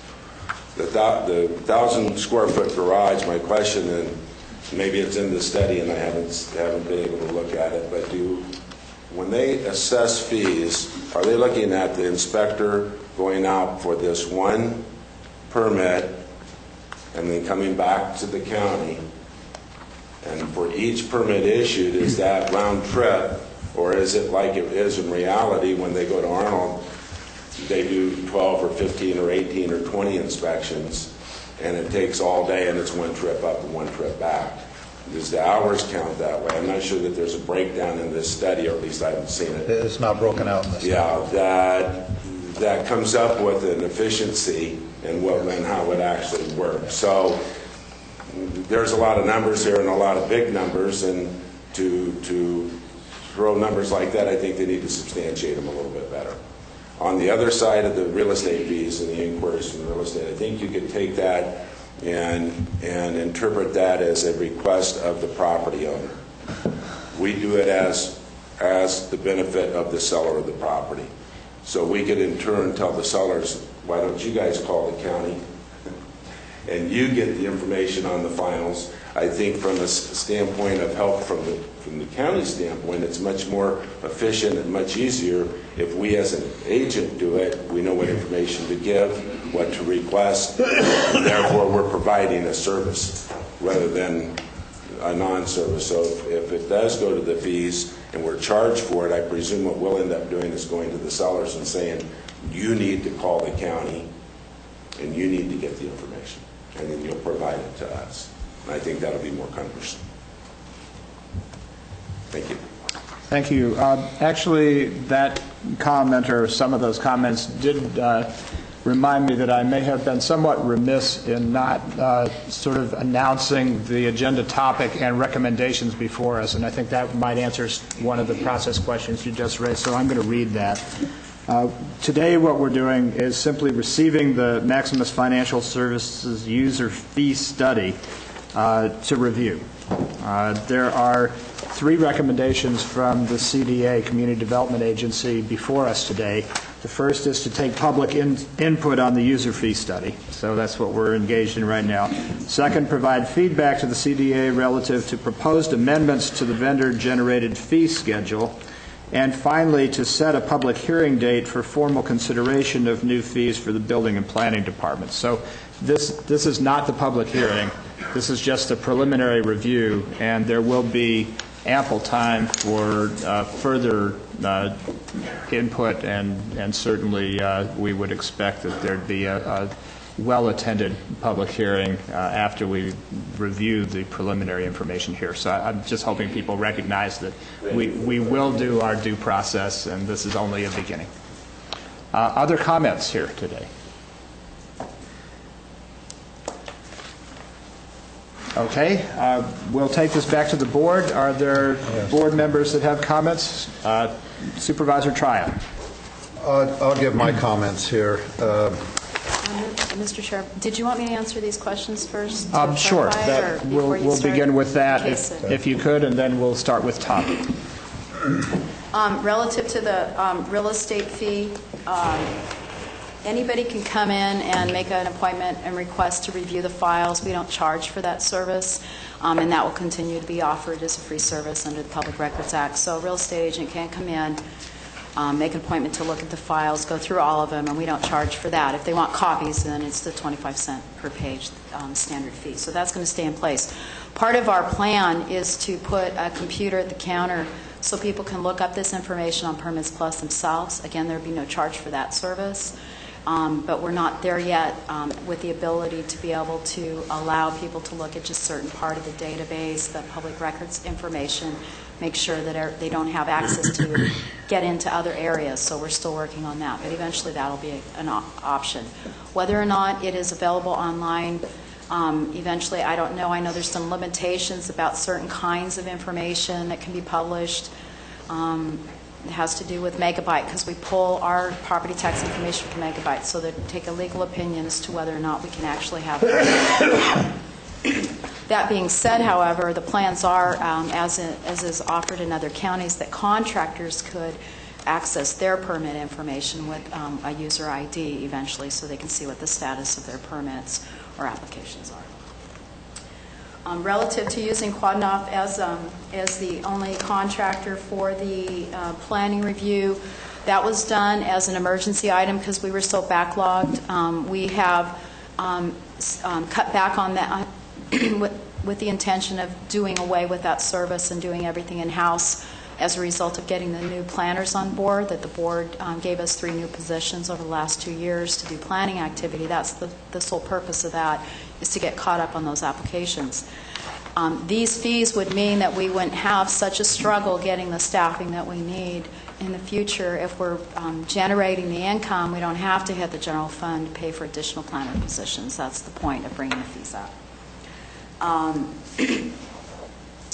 The county, there is a discount. It's probably not incorporated in the schedules, but I believe Bob works that out on those overlapping areas.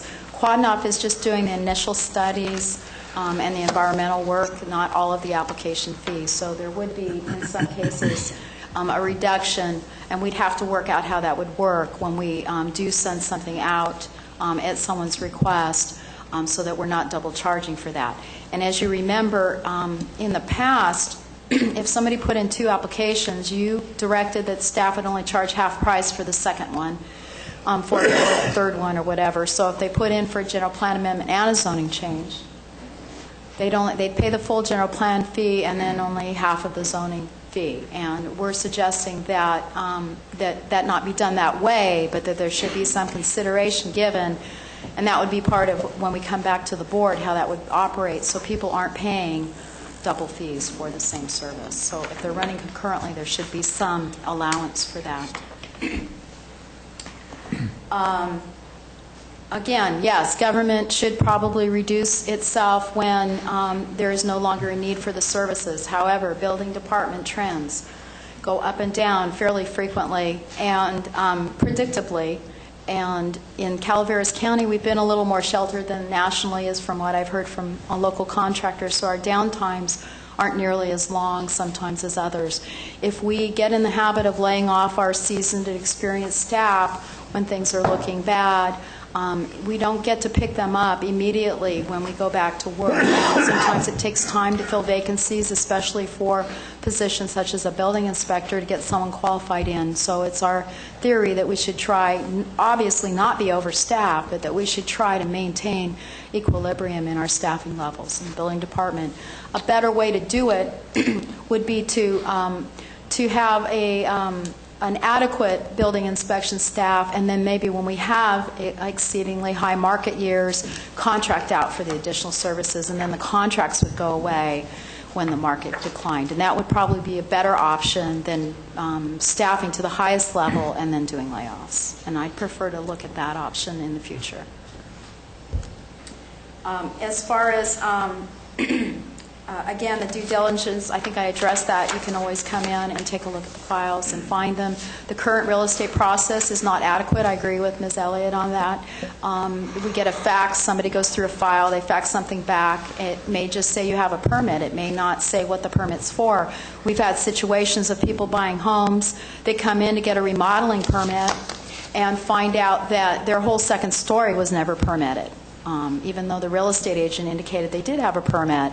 Well, what we told them is they had a permit for the house, and we didn't go to the additional length, perhaps, to say you have a permit for a one-story, not a two-story. So in the process of recapturing these fees, we're also going to make the process more accountable to the real estate industry. So they're getting exactly what they asked for, and they know exactly what's been permitted.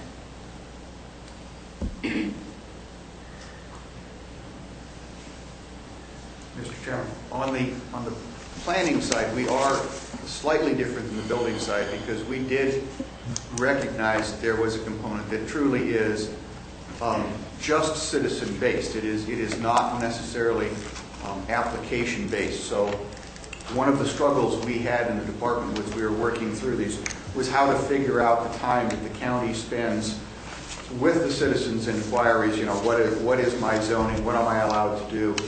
The counter work, dealing with the building department and other agencies. So we've tried to exclude as much of that from these costs as we can to reflect those portions of our job that are, for the lack of a better way of describing it, the public service portion versus the application permit processing.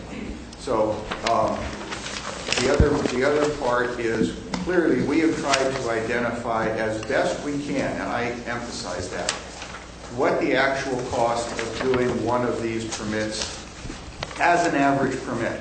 And as you all know, there is no such thing as an average permit. So we're trying to give you the best guidelines we can to let you know what our costs are in a theoretical world so that you can set your fees. We're not, and I don't think Stephanie has said this yet, but I'm sure she has, or intends to if not.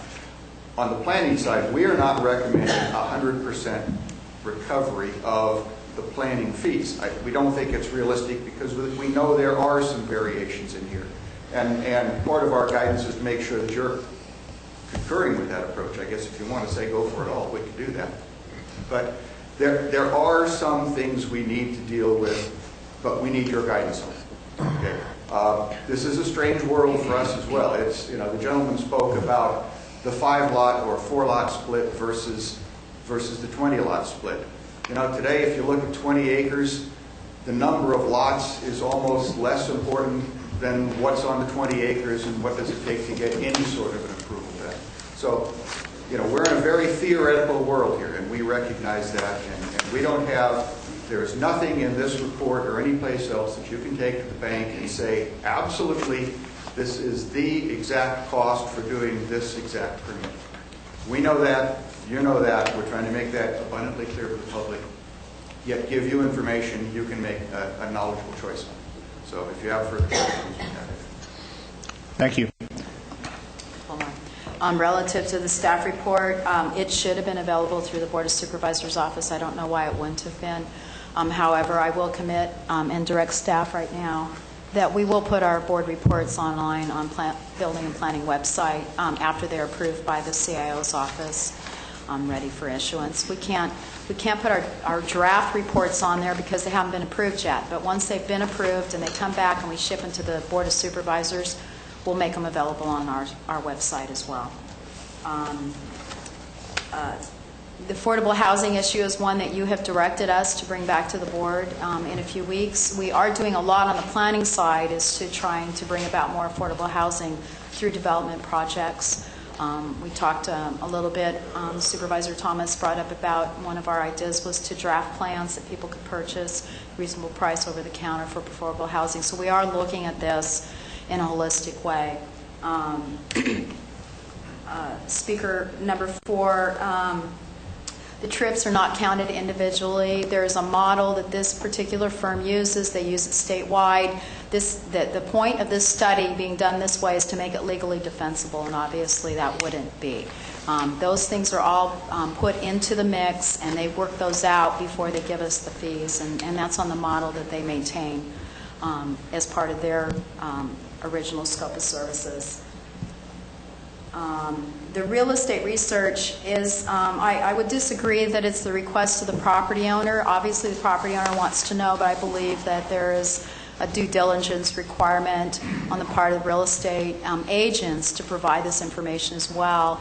And so, again, we want to make it as efficient and correct as we can, and part of the purpose of doing recouping the fees on it is so that we can spend the time and effort on assigned staff to make sure that we're giving out accurate, up-to-date information to people that make the request. Could I do a follow-up to that? I'm just curious. There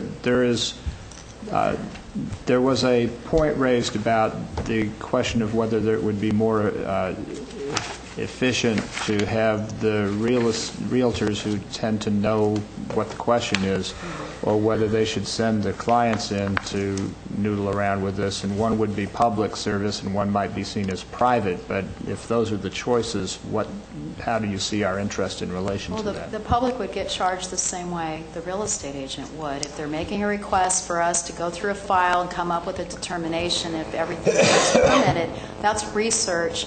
If they want to come in and look at the file on their own, that both the real estate agent and the public have the right to go through it for free.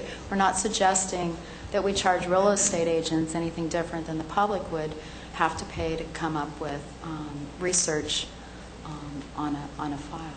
Well, and I guess that gets into the broader, more philosophical and policy-related issue of what portion of this, if we're not doing a full recovery for all things, or if we're only doing things for recovery from things that are private, what portion of our work is public service? And you've referred to this already, but this particular issue gets into that question, I think. I think that if the real estate industry decides, because they don't want to pay this minimal fee, which it's not going to be a full hour of charges most likely on most cases, and instead wants to refer the property owner in, you will start seeing more problems with people buying properties that they haven't been fully advised on, because the normal property owner is not going to be able to look at that file and maybe understand all the intricacies of it that the real estate agent would. It is not our intent to have the fees deferred or to have that process bypassed, but it is also not our intent to provide a service to a business on an ongoing basis that we're not recovering fees on. This isn't a matter of just looking at a file, making copies. This is a matter of trying to go through files, see if there's things missing. As you know, we had problems with files being purged at one point. We have to determine if there's things missing from the file, if there's things in the file of a confidential attorney-client privilege nature, those have to come out. There is work involved in processing the file, making an analysis that the current property is permitted. And that's what basically we've been asked to do by the real estate agents. I don't think it's just a matter of always just sending back building permits. It's a matter of actually saying, yes, there's a permit for this house. And we have not done a good job of doing that in the past, and we want to start doing a better job of that, and this is one way to help us do that. Okay. We had said earlier that we would go from staff report to board comment, and because there may be public comments in response to any of that, I will open up before we move to final recommendations for people to make additional comment. Tom Tryon had the floor. Thank you, Steve. I'll give my comments. I'm willing to accept the accuracy of the Maximus report. I don't have any basis not to accept that accuracy. This is what Maximus does. They have a very good reputation. And I will take as an assumption that the figures they've come up with are at least close to what accurate figures or within an accurate range would be. So having said that, I look at the board adopting these figures probably with some modifications. I am for having a lesser fee on the administrative use permits for charitable events, which is probably most of them. Or small events. And I'm also for making sure that the appeal fee, both at the Planning Commission and the board, is not unreasonable. I think the citizens should have a right to appeal a decision of the Planning Commission staff or the like to either the Planning Commission or the board. I think that's a fundamental right. So having said that, I view the fee increase as basically being a quid pro quo, that if we're going to increase these fees, then we have an obligation to provide the services in an efficient, professional, timely, and accurate manner. I don't think we can adopt these fees and say we are going to continue with business as usual.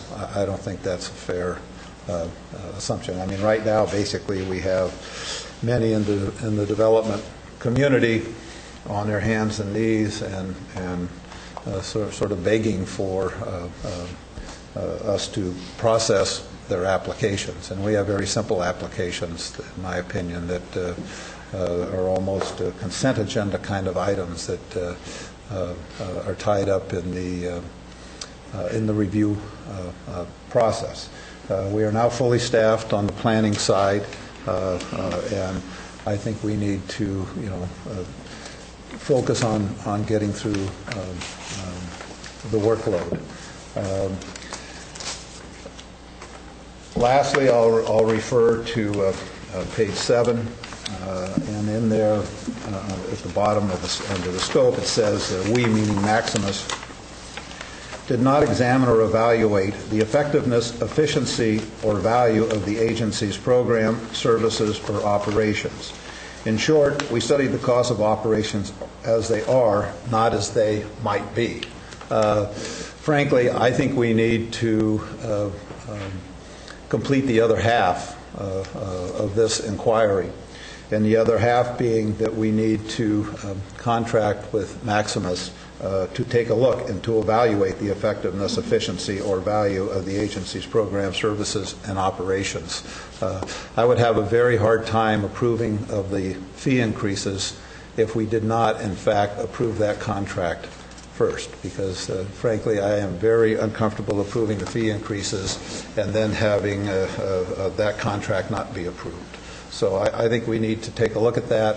If we go forward with the fee increases, then I think basically we're almost compelled to do so. But we should have that contract in front of us first, so that the user community and the board knows the effectiveness of how the money is going to be spent, and the cost effectiveness and efficiency of how the services are being provided when we basically adopt a fee increase of $1.6 million. I think that was the number, correct me if I'm in error, wasn't it, about approximately $1.6 million, and that'll be adjusted somewhat.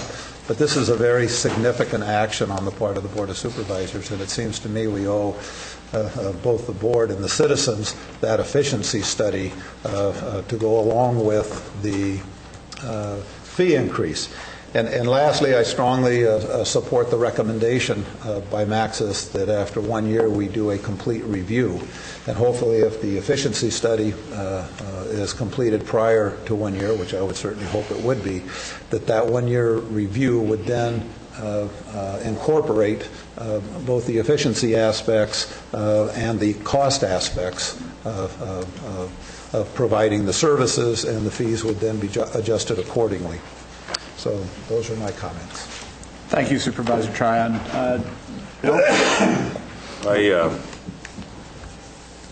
really don't find anything to disagree with Supervisor Tryon's comments. The Maximus report contains a lot of very interesting information, and I was surprised, perhaps, by the amount of money that this report indicates is being subsidized by the general public. I think it's $1.62 million, and especially since we're in the woes like state and federal government with regard to our economy, there's a bunch of money right there to be examined, and for decisions to be made about whether the public at large should be paying for those fees or the individuals benefiting from them.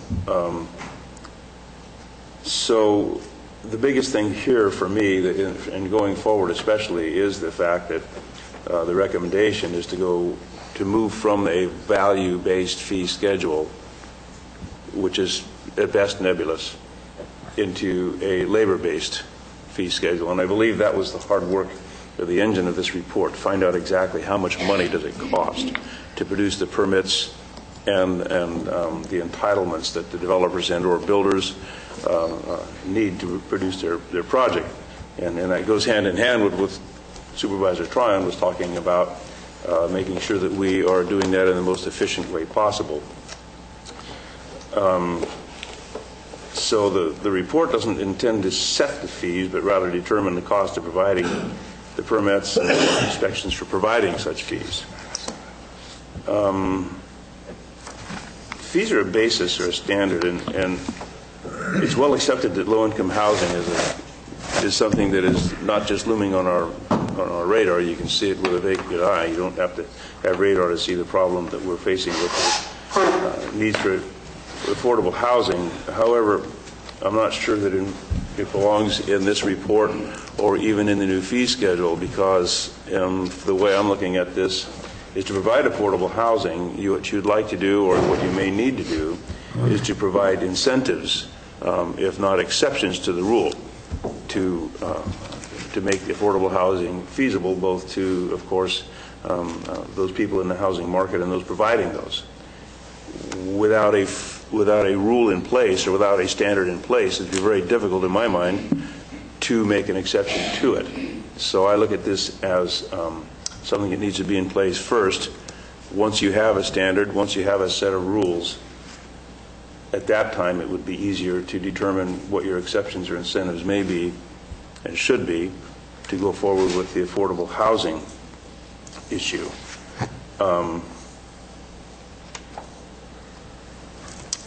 That's about it. I do agree with taking a look at fee schedules for charitable organizations that do administrative use permits, and also for people to access the appeals process. This is just an aside, and I'll only take a moment for this, and the only reason is I spent over 2 hours with one particular agent or developer's agent yesterday, talking about just what was mentioned here a moment ago about getting something for your money. They don't mind paying the money, but how about a product? In other words, where is my project? It's been 7 days. Where's my project? It's been 7 months. Where's my project?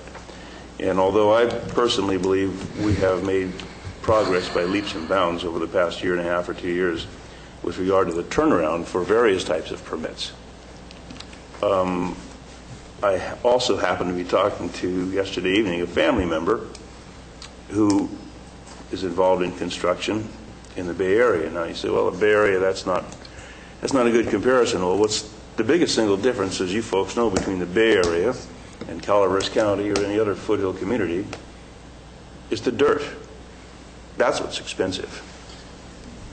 Sure, they pay their clerical people or professional people a little bit more money, but outside the labor of a carpenter and a plumber and a planner and a plan checker and their increase in wages is pretty much the same. So this particular builder happens to be one of my nephews, and this is in San Mateo County, and I was just down there and saw a house he just completed, so I asked him about that. It's a 3,100 square foot home in Montera. That's just 7 miles north of Half Moon Bay on the coast there. It's a nice house. There's nothing specifically special about it. It is a very nice house, and it's brand new, and it's 3,100 square feet.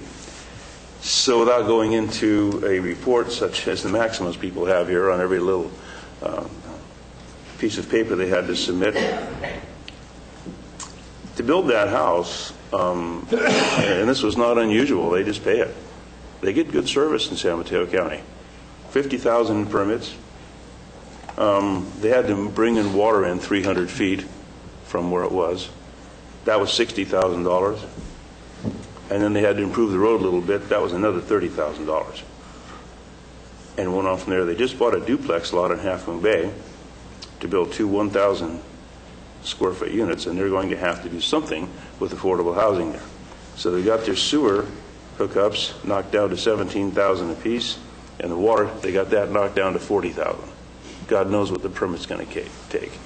So the way I look at it, folks, no need to pass out the hard hats. The sky's not falling. And I don't know if San Mateo County has their fee schedule right up to the cost of doing business or not. But I'm looking forward to some more conversations in the future about where we wind up in accepting this new document, because I think I'm confident that Maximus has done a good job and it's accurate, and we're just off the bubble here a little bit, and we need to adjust that. So I don't want to be redundant for Bill and Tom. I agree with both of them on the issues.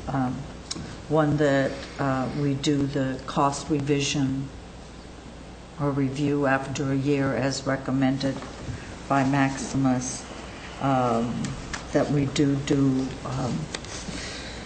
the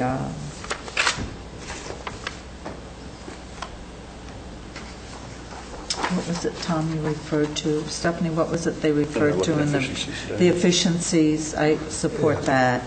Get a contract with it, then we can compare both. Yeah, I'm not saying, though, that they're going to be as tied together as you're looking for, because I mean, if we're going to start going down this path, I don't want to maybe wait months to do it. But I do have a question, Stephanie, on the amortization over the 5-year period, when money to take in the highs and the lows, and it goes into the land use designated fund. Are those funds restricted? Would they then be restricted differently than, I mean, now, we use them for 3 areas. Would they be restricted to planning, building? How would that work? Shirley Ryan's here, and maybe she could correct me if I say this incorrectly, but I believe as of a year ago, the land use is only designated for building permit activities. Okay. Actually, I will. It was the desire to bring that back and separate out the building to the land use trust. At that time, we knew the study was ongoing, and it was the agreement with Stephanie that we would wait, and at the time that the fees were addressed, we would change the structure of the current land use trust to match what it was, what the intent is. Okay. And one thing I failed to mention earlier is that this recovers the A87 cost allocation. Yes, they're included in this fee structure, which currently is general funded as well. I have to say this report was quite an eye-opener. I didn't realize that $1.6 million of general taxpayers' dollars were used to subsidize building and planning activities. Looking at the court cases and the decisions and the fact that we've been doing it based on valuation versus square footage these years was also quite an eye-opener. Are these under the Uniform Building Code prior to January? There was a certain maximum that you could charge per item. Is that now true under the International Building Code also? I believe the old UBC permit fees were based on valuation as well, weren't they? But I think the CBC has recognized the changes. The new international codes actually use a little bit different methodology in establishing valuation for buildings and leave it up to the local jurisdiction to establish how they're going to calculate their fees for building permits. And many of them across the country use the valuation data that's provided by the International Code Council, but there again, we have the discretion to be able to do things differently if we choose to. But in California, we can't do it based on valuation. The court cases... There are more and more jurisdictions that are getting away from valuation-based permit fees because of the number of jurisdictions that have been challenged in calculating fees that way, because there's been some jurisdictions that have actually collected a surplus of fees and had to pay some of those back using valuation-based fee tables. Okay. I don't want to be redundant on what my colleagues have said I have some technical questions that Mike or Stephanie will come in and talk to you about. It's an eye-opener. Thank you. Thank you, Marita. Supervisor Thomas. Having some experience in the realm of picking up permits based on evaluation, there's always a tendency to kind of represent your project as costing a lot less than it's actually going to cost. So I think it's wiser to do them on the basis of the Maximus report and as what it actually is costing the agency to produce it, rather than what the applicant's value suggestions might be. Stephanie, on the charges for these various houses, the 1,500, 2,500, and 3,200 presentation that you gave here, does that assume that there will be a garage? What I'm just wondering if you would have to pay for the 3,200-foot house plus a 1,000-foot. No, the fee for the garage was for a standalone structure. Okay, all right. I was assuming that to be true. I agree with Tom and Marita and Bill that we need to look at these efficiencies and perhaps execute a contract with Maximus to come in and do that. But I certainly wouldn't want to postpone the adoption of the fee structure until that's done. No, my comment was I would have a hard time supporting the adoption of the fees if we didn't award the contract. Nothing would be done. Okay. If I could address that, if I may. We just did an efficiency study. We spent $50,000 with JIS to do an efficiency study, the building department. That's why we have Interwest and Valley Cooper working in our department. That's why we now have in-house plan check. We've gone from 5 months to 2 to 4 week turnaround time. That's why we are looking at moving to a different type of fee study. We just had that study for building, and we're in the process of implementing it, and I think you are seeing some changes. They recommended training for our counter staff, cross-training. They recommended that we do things differently. So we are implementing that on the building side already. On the planning side, the problems in the department were directly related to the amount of staffing that we had in place. We didn't have enough staff to process the sheer number of permits that are going through. With all due respect, if the board had chosen in 2004 not to subsidize the department to some extent out of the general fund, we may have had an easier time getting staff earlier to clear up so we would have gotten into a backlog situation. Trying to come in behind, it's trying to bail out the boat after it's full of water, is a little difficult to get all the water out instead of plugging a leak in the first place. The purpose of the study is to make sure we plug leaks so we don't get that full boat. But it does take time to come from behind.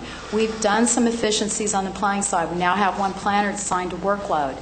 She's managing the projects. We're handling things chronologically, which is pretty... seems pretty basic concept, but they weren't doing before. So you could have a 2007 project hit the board before 2004. So we've done some efficiencies there. We're starting to break things through. The Planning Commission is starting to hear 2005, 2006 projects. It's not as fast as we would like. I'm not sure that an efficiency study is going to give you that product. If you want to do one, I'm wholeheartedly in favor of doing it, but if you could let us finish trying to get caught up on our backlog, because if we do a study on efficiencies, what we have to do is stop working on projects and start working on an efficiency study. Because what happens is we spend a great deal of time, each planner had to do time studies. Each building inspector, each plan checker had to be involved in time studies to come up with the models to figure out how we do business. We'll end up spending a great deal of time on talking to consultants about efficiencies and take it away from the work that we're trying to get caught up. So if you wanted to wait 6 months even, I think that would be great to have that assistance blueprint for how we can streamline the operations of the department. But right now, I'm afraid if we put that in place, it would actually slow us down. Okay. One of the recommendations was the volume, because there wasn't that volume there. Mm-hmm. And so I'm thinking what I'm hearing the board say is at the end of the year, I'm not sure if they meant 6 months or a full year, that then we'd have a volume that we could be able to plug in those variables into the model that they have and at the end of the year. reevaluate Oh, yes, that. we absolutely agree with doing Okay. the annual review. Absolutely. I was referring All to the efficiency study. All right. I'll back that. In fact, the annual review would happen. We'd actually be making those recommendations as part of either mid-year or the budget review process, depending on what the CIO would recommend. Okay. Thank you. All right, before you resume, Russ, it appears to me that we're going to be working through lunch, and I wonder whether staff might be able to create some kind of ability for the board to eat during that time. I'll bring the lunch, you bring the fishes. Thanks. We could walk Go ahead, over. Russ. We could walk over to the hospital. One-way trip. Yeah. Stephanie made a comment earlier about that there was a separate study going on concerning the capital facilities fees. What's the status of that? I'm not sure about study, but there is work being done by the Debt Advisory Committee on facilities fees, my understanding. I don't know exactly where the status of that is. Well, I thought there was. I could be incorrect.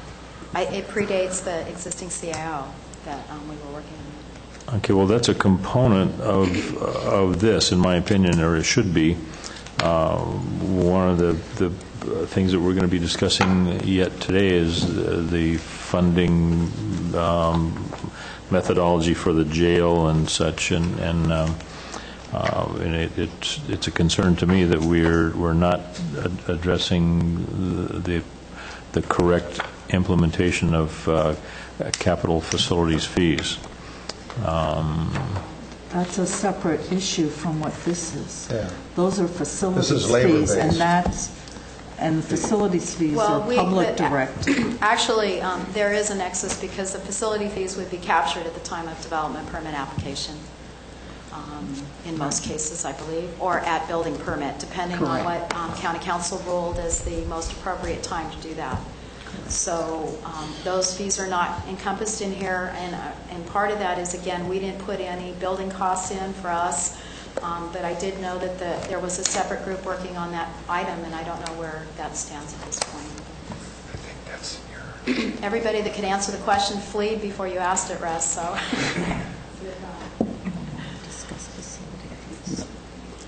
I will find the information out for you and report it back to you.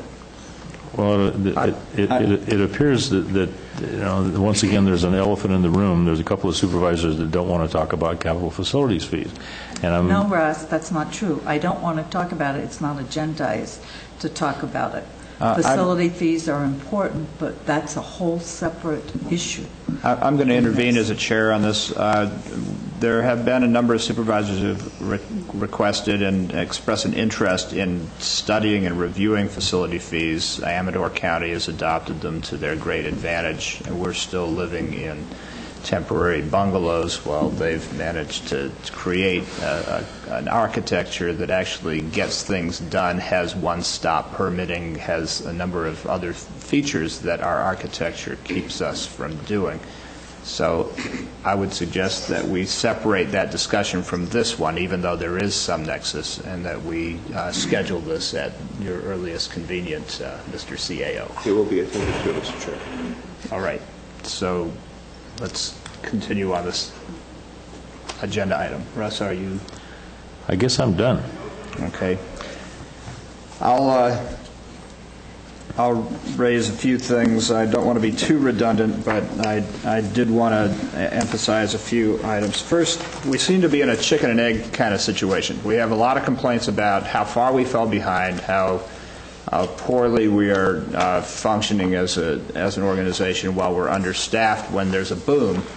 And now we're in a position where we don't have a boom and we're finally staffed up. And the question is, what are we going to do with this, and how are we going to deal with a long-term strategy to not be raiding our general fund to subsidize things that really the public should not be subsidizing? And that's really the rub. What portion of this service is a public service? And in my view, that's what we should be subsidizing. It gets into questions of public policy. For instance, we're going to talk about, in the next agenda item, we're going to talk about what we do about nonprofit events, things like the wonderful Moke Hill 4th of July parade, things like the wine grape stomp, the West Point Lumberjack Days, those kinds of things. The public policy would indicate that they have great economic impact, that it's a wonderful series of events, brings a lot of people in, and we don't want to have fees that drive those types of events out of the realm of break-even possibility. We don't want to make them, instead of nonprofit, complete losers. So the public policy tries to figure out what kind of fees have what kind of impacts. I'd say the same thing holds true, as others have mentioned, for appeals, and I certainly support the notion of the public being able to appeal decisions they feel are wrong without being gouged. But now this brings us to some other things. When we talk about fees, our housing element says that we have different kinds of permissive options. We can grant certain leeway in these things, and I think it's very important as we consider this next round of when we do a public hearing. I'm particularly interested in hearing from the various stakeholders here. We have the real estate industry, we have the builders, we have developers, we have citizens, we have owner-builders. I want to know from the people out there the impact, and I don't mean exaggerated impact, I'm talking about the direct impact that different fees will have on policy questions, such as how do we create, on the low end, for instance, we have a 1,500 square foot new dwelling, and it goes from 1607 to 2308. I don't know whether that's going to have a policy impact. At least I don't know as much as the people who are in the industry, and I want to hear about that stuff. What I'm sure of is that escalating costs do not make certain policy goals more affordable, and that sometimes when we do a one-size-fits-all set of recommendations on fees, that we have unintended policy consequences. So I'm going to spend most of my next, however long it is between now and the public hearing, both going back to my constituency and listening carefully on those issues, but also studying what other counties are doing to try to achieve certain public policy goals. And so I got more.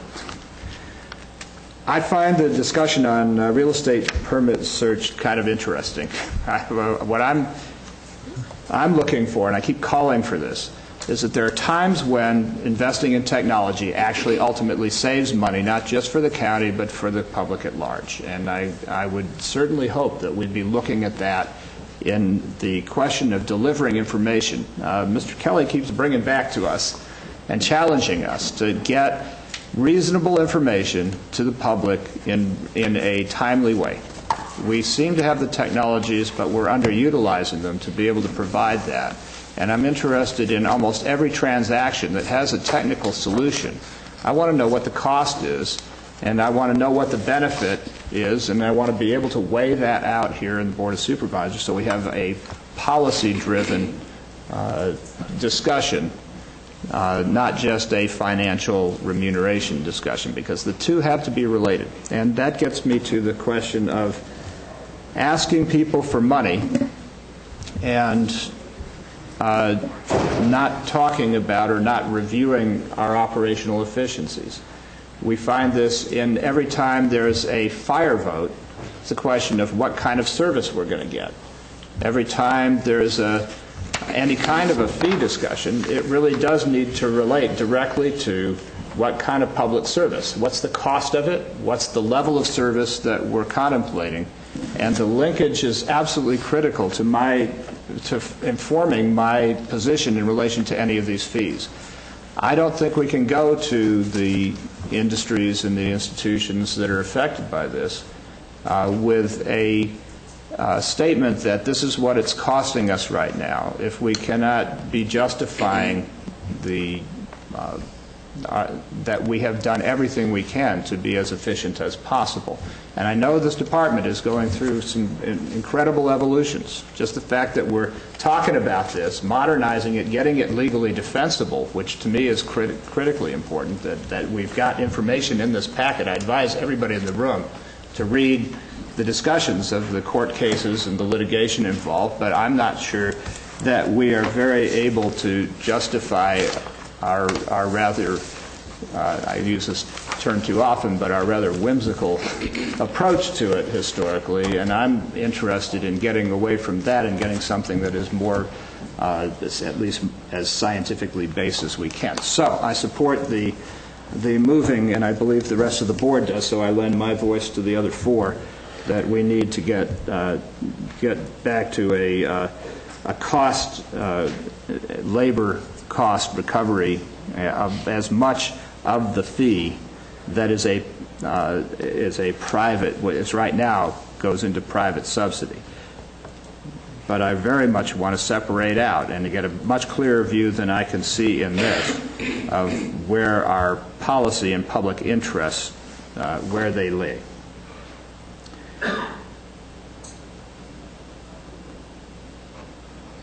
I have several other concerns that I'd like to voice.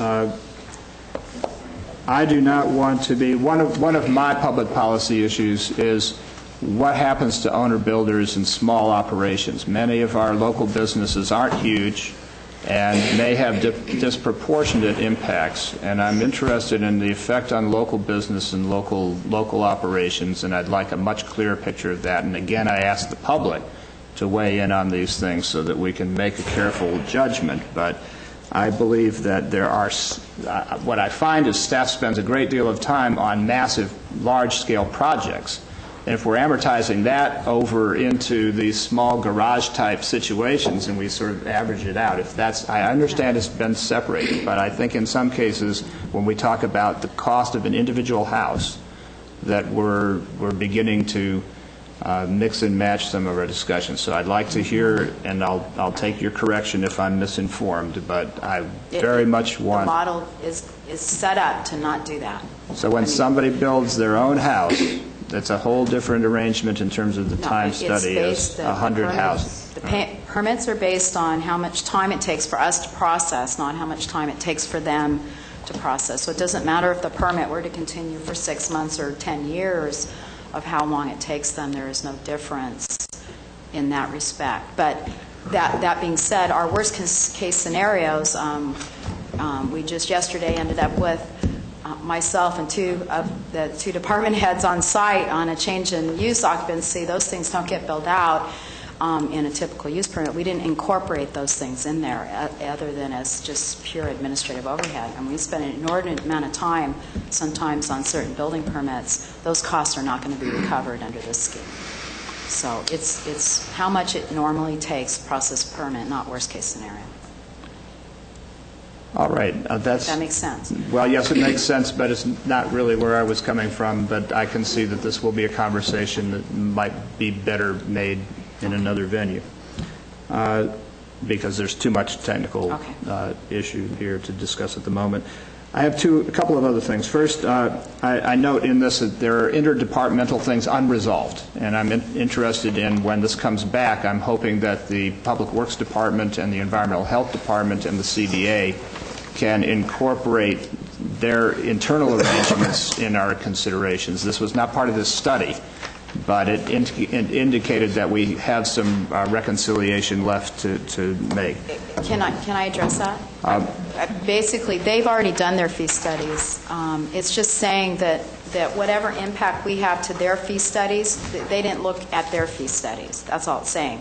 So it'd be up to those departments to come back in if indeed any portion of their fee is from us to say that they need to go up or down. All I'm suggesting is it would be nice to see all of that in one piece when we finalize this. Okay.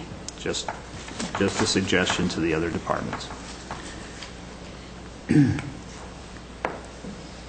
Finally, on the ebb and flow of staff and the desire to recover cost of peak staffing, I believe it would make sense to have a core staffing, an understanding of what our long-term, maybe 5-year averages are, staff to that, and have fees related to that, and that when we are in a boom cycle, that there be some mechanism to expand in a rather efficient way to meet need.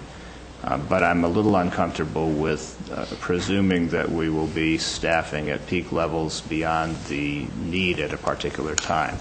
And that has to be, as you've already said, reconciled with the fact that you don't get people back.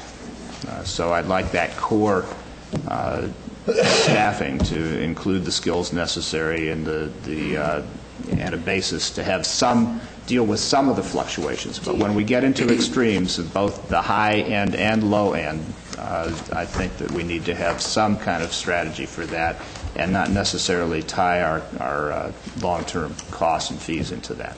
Are you asking me to rerun the model based on the lower staffing on what that average staffing is? We're clearly overstaffed at this point in time. Based on the amount of permit fee coming in, that's why we're running at a deficit. We don't anticipate that to stay still for very long, and hopefully we'll get back. We're not at maximum staffing either. When we had our boom years, we were really running ragged. It is what I currently have. This is what we ran the model with. If we're suggesting that we want more of a moderate look, we'd need to take out several of the positions and rerun the model to show what those fees are. We can do that. It doesn't change the amount of time spent, but it changes the amount of administrative overhead, et cetera. So it could have an effect on the fees. It would also result in, we'd have to increase the amount of delay times that we would get to projects, but that would not be built into the fees, but that would be a natural result of doing that over time. But we can rerun the model if you would like us to do that. Well, I'm interested, actually what I'm interested is not just seeing one high staff-based model, but I'd like, if it's easy to do, I don't want to bog this thing down or delay it unnecessarily, but I'd be very interested to see at least a couple of options that we might consider, because I've heard other board comment on this, and I'd like to just make sure that we've got choices in that regard. Finally, I'll just summarize what I think I've heard from at least a majority of board members on several issues. It appears that we have common ground on the appeals process and trying to limit costs there. We're in agreement with the CDA's idea on that. Special charitable events as well. Moving from a product-based to a labor-based mode. Having some form of updating. I think I heard from people that we didn't want to get caught in a frozen mode in the future, that we wanted to take a look at ways of keeping up with costs, and that we all want to see, although there's no consensus as to the method of study, but we all want to see efficiencies linked with these proposals in a concrete way. Is that a correct summary? Let me ask for clarification there. I think we should have a contract with Maxis to take a look at the efficiencies and then make available to Maxis any earlier studies, JAS or others, that have been done. But I don't think those studies use the same methodology that Maxis will use. And I would like to see that contract precede the adoption of the fees. Because I have a hard time adopting the fees if we're not going to do the efficiency study. And I don't think it's fair to the user community to just say, well, we've had some earlier and we're just adopting them as best we can. I think we need some real hard recommendations that tie the two together. And then when we have the one-year review, then I think that one-year review can be much more meaningful if Maximus is doing the one-year review and has done both sides of the study on cost and efficiency. Okay, I'm willing to hold the board on that question, but it seems to me there might be several different approaches as we haven't talked about. I'm wondering whether we might asked the CAO to review the different options for establishing efficiency. If this is going to take a year, I certainly wouldn't want to be dipping into a hole. But if we could get the timing of this clear. Why don't you check with Maximus? I'm not even sure Maximus does those kind of they do studies. We need to see what their schedule's like. Somebody from Maximus here? No. Tom, at first I thought I supported. I don't support that at this point. I'd rather go back and review, because I did forget some of those things that we've done. I'd rather go back and look at what it is that we've done, the recommendations that I've made, what's been implemented, where we are, and if at some point, maybe in a year when we redo the financials, after we have the volume, I would support that. I'm not willing to support it at this time. All right, let's hear from other board members on this particular topic. Again, one way we might work this out is not make a final decision at the moment on that question, but ask our staff to come back in a week or two and let us know what their conclusions. We have several things. One is we've studied this 3 times. We have 3 studies, that all of which had some operational review, structural review, and pointed out ways that we were chasing our tail, some of which we've addressed and some we haven't. It might be a good time to see what's already been recommended in the way of efficiencies. Tom's raising the idea of another study, and it may make sense if there are things that are not covered in that, but maybe we should review it first. Marita's suggesting, I think, that approach. How the rest of you feel? I have observed with some of these new people on staff that they're doing like an internal audit of their own operations. I've heard people say, why are we doing that this way? Wouldn't it be better if we tried it a different way? And I've seen some efficiencies develop as a result of that. I heard Stephanie when she mentioned that if we're looking for efficiencies right now, the worst thing that we could do would be to saddle them with another efficiency expert looking over their shoulders right at this particular moment. I'd like to have the public hearings on the fee structure, have people express their opinions and have us deliberate that, let them go to work on producing the product that Bill's constituent was saying that he's willing to pay the fee as long as he can get a product, prove that we can do it, and then maybe, well, not maybe, but at some point in time do that efficiency study to confirm that whether we're doing it right. Bill? Well, yes or no to the question. We have basically 2 approaches. One would be to recommend that we enter into a contract with Maximus to do an efficiency study. The other is that we would ask staff to review the existing studies and come back with a recommendation, including the possibility of a Maximus study, but come back to us at another date. Those seem to be the 2 basic thrusts of the comments so far. And what I've heard is 1 for the Maximus, 1 for the delegation to staff. And Russ, I'm not quite sure what I heard. Well, I thought it was fairly clear, but I am not ready to execute a contract with Maximus at this time. Okay, so staff recommended staff review. No, that's not what he's saying. No, period. No. Okay, no study. Okay, and I go for curtain number 2. I have a lot of, no, I do. I've read this Maximus report a few times, and I have a lot of faith in the effort they made and the documentation they arrived at.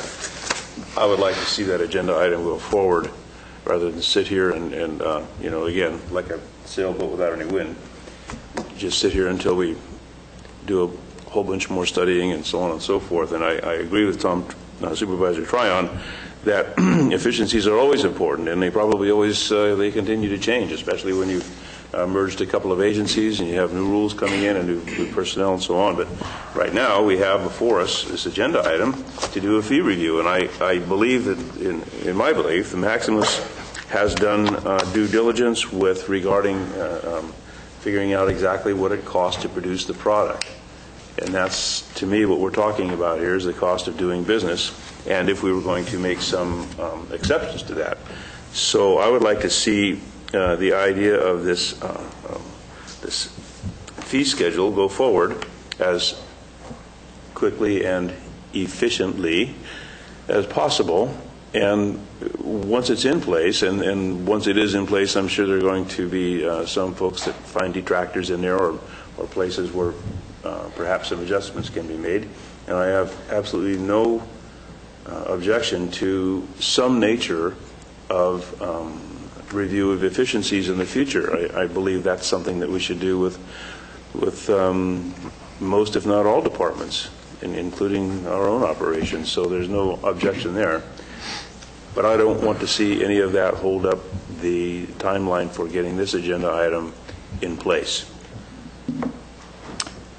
And I favor asking staff to review this in a timely way and come back in 2 weeks with a recommendation that may or may not include additional studies, but will tie specific efficiency moves to this. Steve, why can't they bring it back when this whole issue comes back, instead of bringing that back and then bringing the fees back?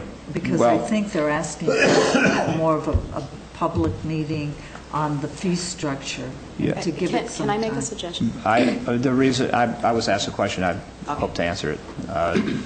Which the reason that I'd like to see it done in a relatively, I'd like to see staff review this and make recommendations, is because I know that we already have a series of recommendations for greater efficiencies in a wide range of issues. Want to review where we are in relation to those. And secondly, I think that the question of whether we need another study has to be predicated on that. And thirdly, that I think before we go back to the public in a public hearing, that we ought to be ready with an answer about what it is we're doing in relation to those efficiencies and what we know about our operations. So that nexus is important to me. So, yes. Can I say, I can't produce your report in 2 weeks. I mean, by a 2-week turnaround, because that would mean I'd have to have it ready by noon tomorrow. And that's not enough time for us to give a full weight to the amount of information that needs to be reviewed. How much time would you feel would be appropriate? And I'm not talking about doing the study. I'm talking about just checking where we are, doing it. And I would ask that administration and CDA would get together and try to sort through. There's a couple of pieces. One is to follow up on the Citygate study and the JS study, specifically point by point as to what we've already implemented, what the board determined not to implement, because I think the board chose not to implement everything on the Citygate. If I remember right. Secondly, one is to take a look and pull together everything that we've implemented that is not tied to JS, because we've actually do have some ideas of our own and have implemented them, and I think quite successfully, and I'd want to articulate those as well. It seems to me that I could bring that back at the first public hearing. We have a public hearing for the fees. It doesn't get adopted to the second round. If our analysis is insufficient or you feel that we need more work, perhaps it could happen that we could delay the actual adoption after the first hearing, and we would make sure that we had what you're requesting out sufficient time for the public to review. Okay.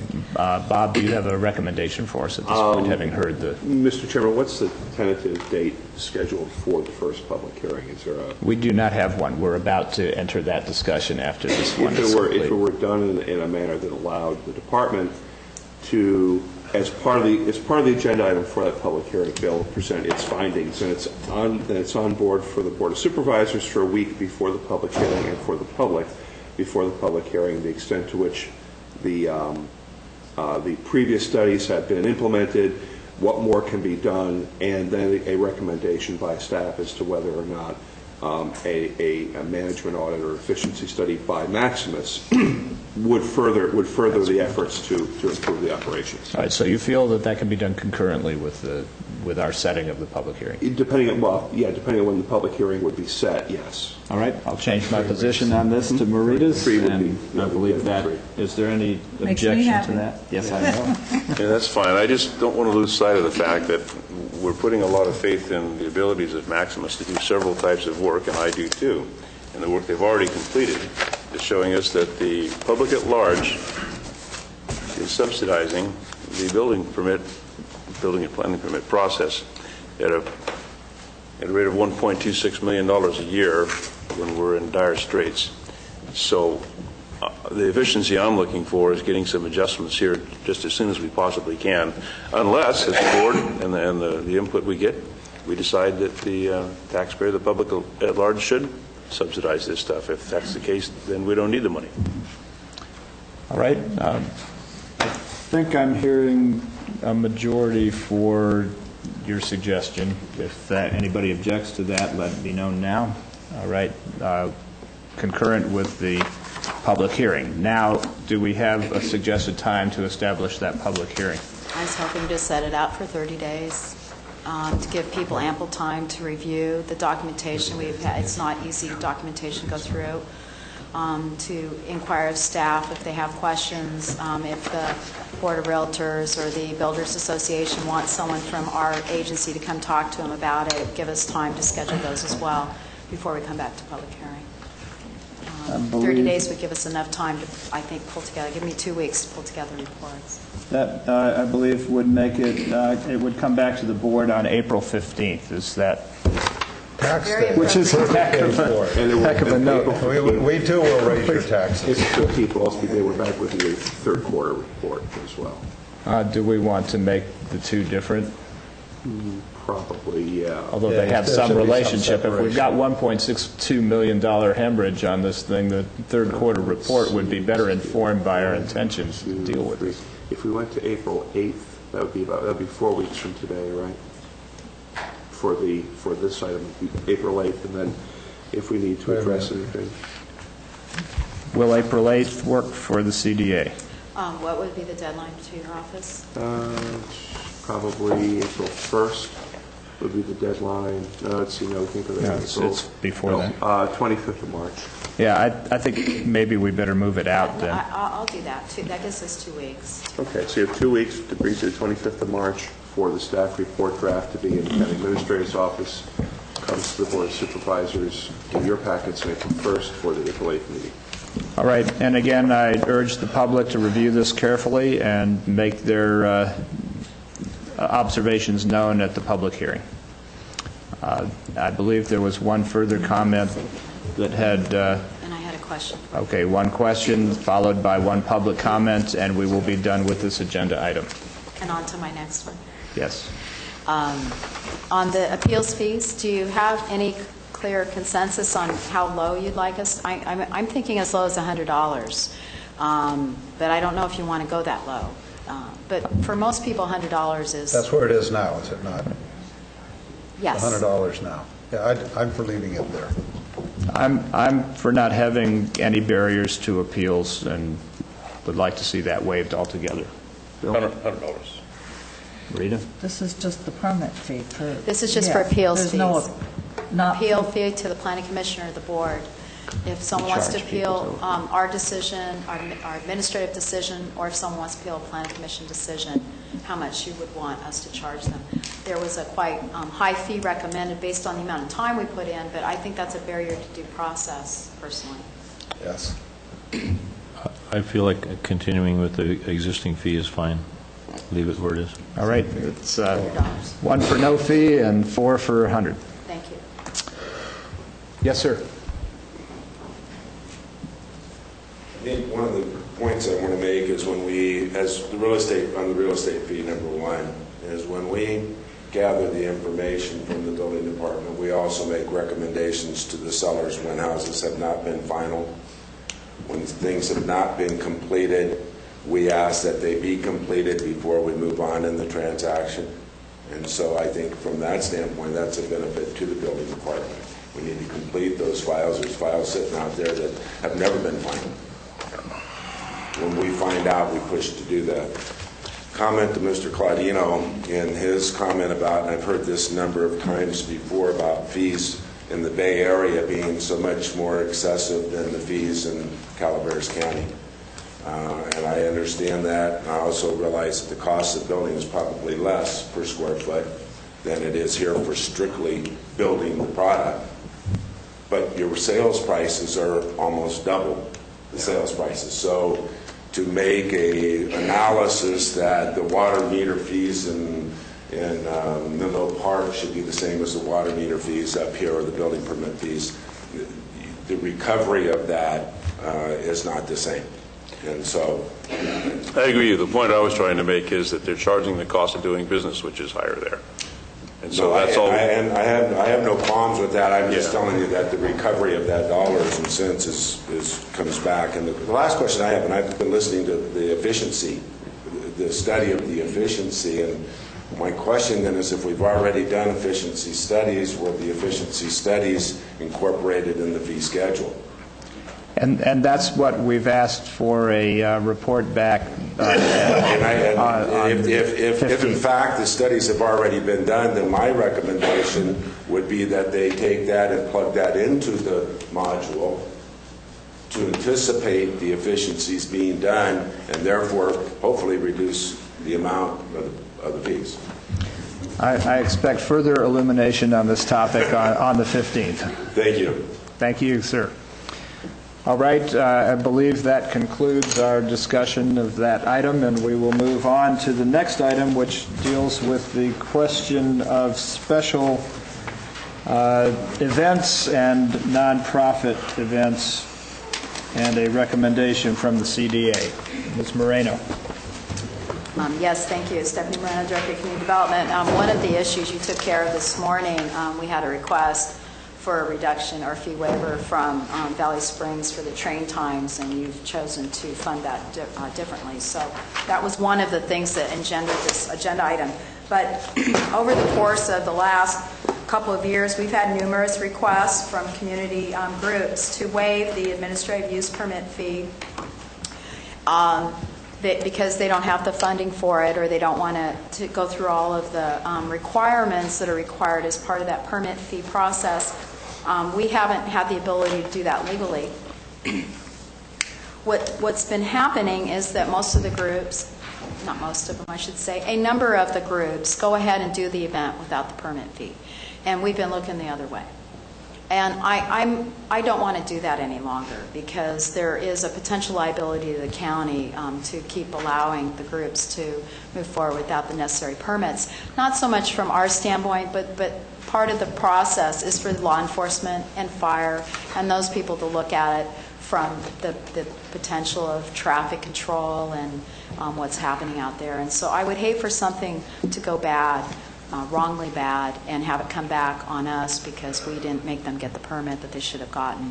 So the thought is that if the board isn't interested in necessarily lowering the fee, because we do want to recapture it, we don't want to give a reduced fee waiver to somebody coming from out of town on a profit basis. We're talking about community events that maybe you'd like to streamline the process. I think right now, I believe the ordinance says if you have a permit for 3 years standing, that you could get one in perpetuity.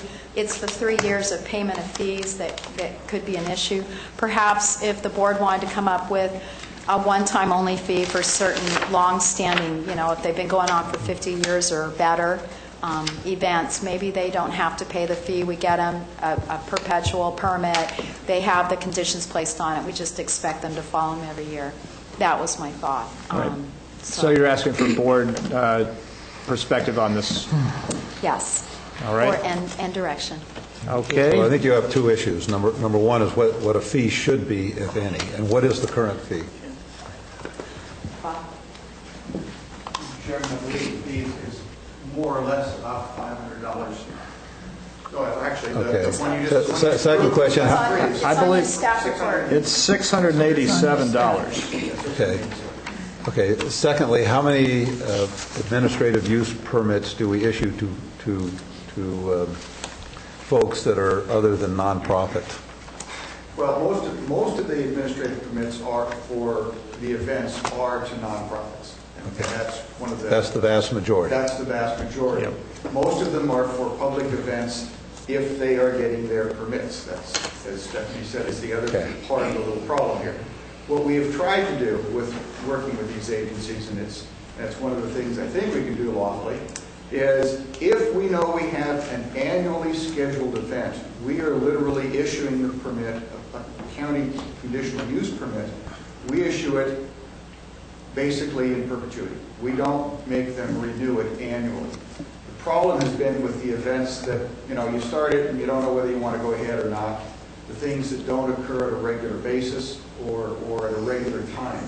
So those can get hit up more than once to do the permit, and that's where that 3 times and you're out comes in. So our concern is, first of all, getting them under permit. I think the public doesn't appreciate the huge liability the sponsors put themselves under also if they don't have these permits. We require routinely $1 million insurance bond to be posted with the county to cover some of the contingencies that we know and all hope will never come into being, but they are real. So that's one aspect. It's to protect not only the public who are the users, but the public who are the sponsors and the county. I mean, we're looking at complete coverage if we can. Our purpose is not necessarily to just collect the money, it's to make sure the fee gets, or excuse me, the event gets entitled, and that we do it in a fair manner, because some of these, quite honestly, are for-profit. I mean, it may be a non-profit corporation, but the people do make money, and we felt that it's only fair that in some cases they should pay those fees. The problem we do have with speaking only of non-profits, we don't distinguish who the non-profit is.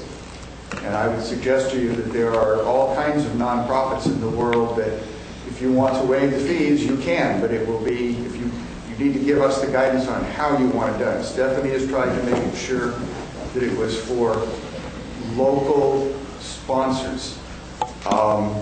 That we're probably going to ask some help from administration and council on what constitutes a local sponsor. Does that mean? I don't think you can. I mean, I think whatever you do for administrative permit, you have to do for all. I don't think you can. I don't think you can target one group versus another one that they're not. I would suggest that's probably the prudent way. So if you want to just keep the fee low or reduce it to zero, that's always your choice.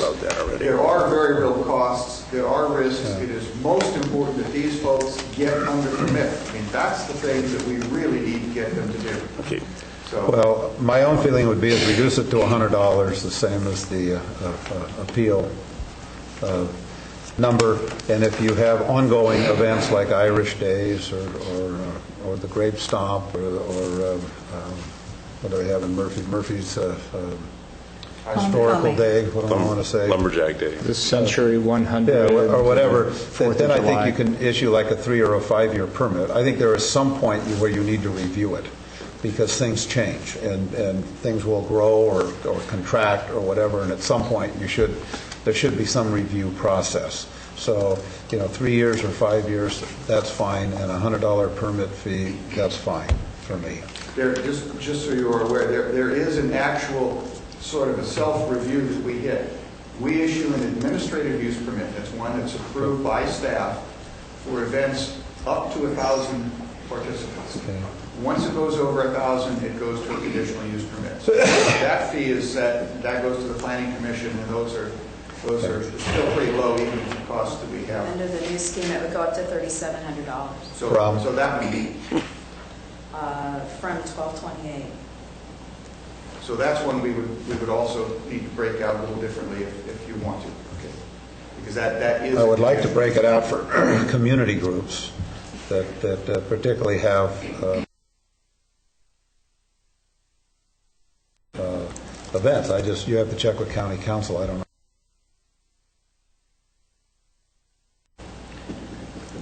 All right, Bill had comments, Marita has comments, Russ has comments, and so do I, so let's move down the line. My comment is regards the 1,000-person participation in going to a conditional use permit. And Bob, I forgot the letter this morning. I apologize, but you've received it from Mr. Bruce Morrickall. It's a bicycle event that starts in Ione and continues into the lower part of Calaveras County. And according to him, and they are a nonprofit, but they're a charitable organization as well. And they've had this bike ride for nearly 15 years now, and they haven't been charged this before. So I don't know, according to him. So I don't know if we're just catching up, as you mentioned, but they don't have any 1,000 people in any one place, and they have folks here and there. Those are his arguments, of course, in the defense of making such a big impact. They start in Ione, and they go in so many minute increments, and they come over into this county and wind up around Burson and the Comanche area. And they don't mind the administrative use permit type of fee that's involved, but now that there are 1,000 people total in the event, I think his biggest concern is that they've never been charged this before, and for a charitable event, $1,500 is a chunk of money. And so they want to know if there's some relief there, or if we can, and so that's just one of the things this board will have to determine. A couple of the options would be to change the code so conditional use permit kicks in for a higher number, recognizing that that has some impact. I mean, so an administrative use permit. So the conditional use permit would kick in at a higher, it's say 2,000. Yeah, right.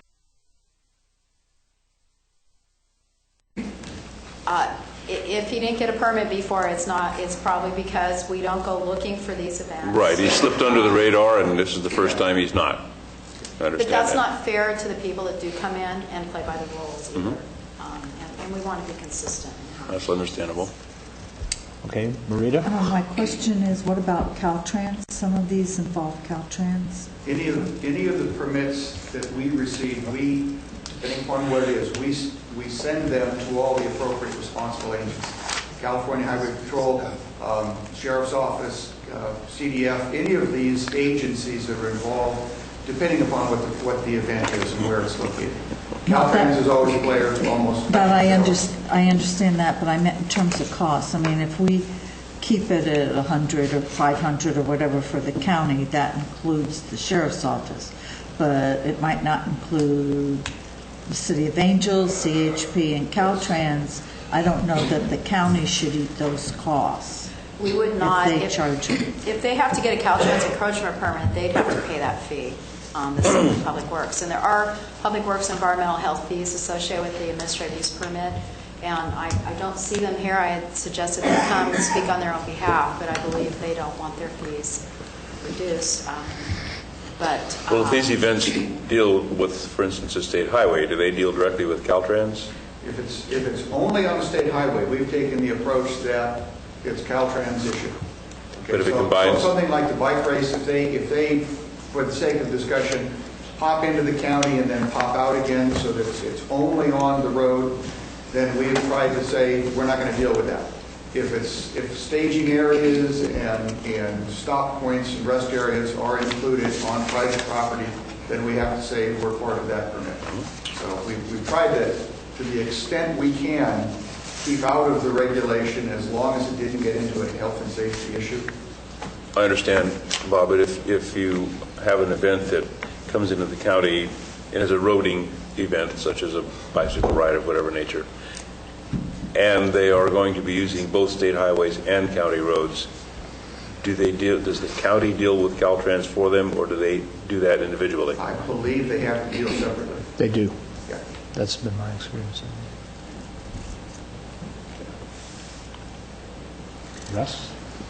I have a kind of a far-fetched thought here. If these events are ostensibly for charitable functions, how would you handle it if you explained to them at the counter that it cost us a lot more to process this than say a $100 minimum fee, but would any of them be inclined to make their contribution to our charitable organization more than $100? I mean, we had to try that on for a while. Put a tip jar on our counter. Yeah, tip jar. An example that comes to mind was only happened one time, and regardless of how we dealt with it at the time, but under the current proposed ruling, was it last year or year before, they had this big Walt Gray motorcycle ride to the outside and so they would need a conditional use permit to do that, just to ride into the county, be there, and to ride out. Oh, not if they're going, just riding in and landing at a facility. They wouldn't need it. The facility would need to have that event as part of their use permit, or they would need to get a use permit. So if Couts within their permit has the availability to or within their allowable land uses can do those kind of events, then the bike ride doesn't have to get it. No. If they're going to stop and have, do a poker run and have various stops on county sites on the way there, then they would have to get the permit for those coverage. And I'd like to make a distinction, I don't know legally if we can or not, but between a community event, such as is done in Mokel, West Point, Murphy's, that's different than a bunch of people coming in on a tourist event on a bike ride, in my opinion. And if there was a way to subsidize the sense of community, we're doing community building, community development in those communities when we close the streets down, let everybody come together that belongs to that community, as opposed to just people coming because they all have a Corvette type of thing. I think if there could be a distinction made, which ones we subsidize and which ones we don't, it would make sense. All done, Russ? I'm done. Okay, I got a couple of comments. I think that there's several goals we have. Bob mentioned one of them, which is that when some new thing comes in and is going to have an impact on a town or a set of communities, that should be known and there should be some review process. Secondly, we have a number of wonderful events that provide the sort of the life of the community, to some extent an economic engine as well, and that we have become known for. Calaveras County has a lot of corny, quaint, fun to come to things where people come in, drop off a lot of money, and it's one reason our TOT is not declining even in a tough economic time. It's because we do these things. The problem that we have is that if we're going to put a 608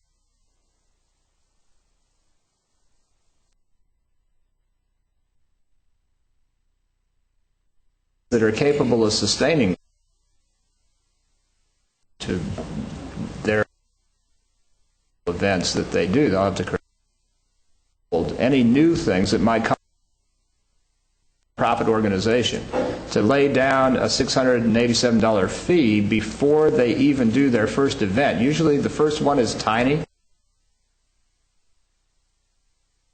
And you've got 30 years, or the Moke Hill and thousands, and sometimes as well as inside, going to review it. So the idea that the public policy goal here is to have new things and for old things upon occasion, to have a review and to be able to have the chance to give feedback when it's going to be a certain size. So I virtually when they're nonprofit, when it's public service, or when it's that should be minuscule. Certainly not an impediment. If $100 is that, I guess I'm okay, but I think you have to check with county council, because if you have an administrative use permit,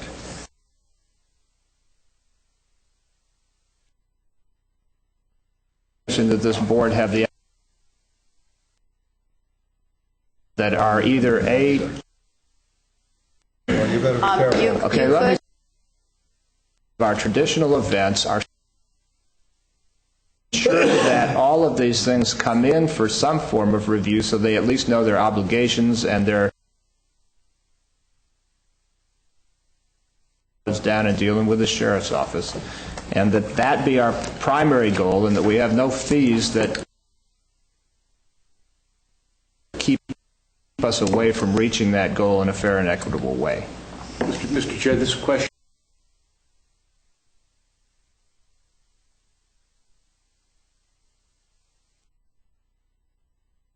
has been discussed before. Let me, if I could volunteer to prepare our options that are legal. Fair enough, everybody? The general. No. At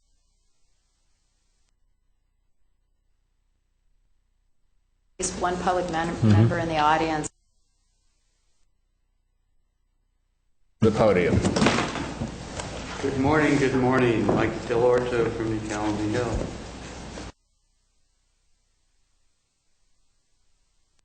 We have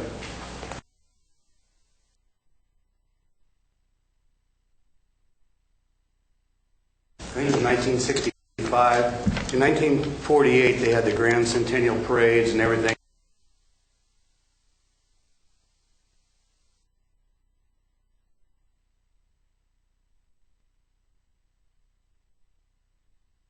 Army Hill have been celebrating the 4th of July since the early 1850s. But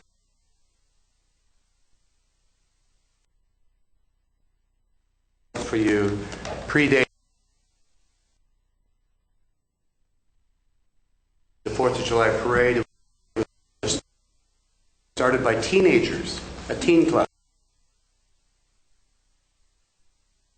Grew up and left to fund the town square.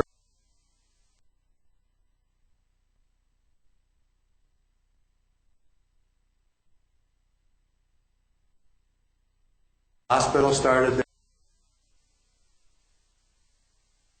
There was occasions when probably didn't exceed much. Move from local group to local group to make it go. I would offer a suggestion that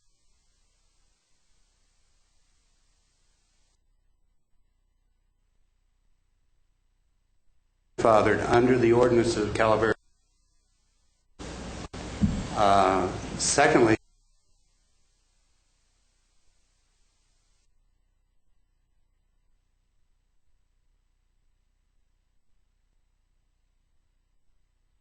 from about that same period, as I recall, and other events. The 1850s, Mike?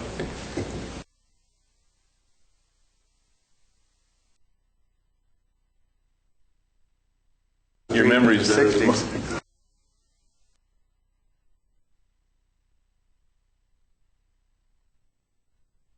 That was my comment.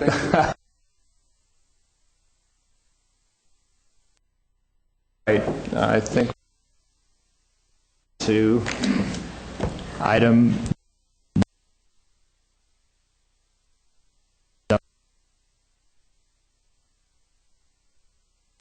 reports and various matters of concern. Russ?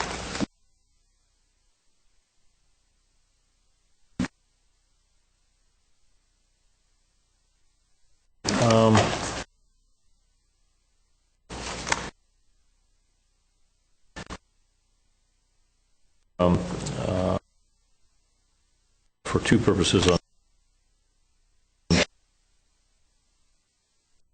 Sierra, the $64,000, apparently we've qualified for a grant with that organization for the purpose of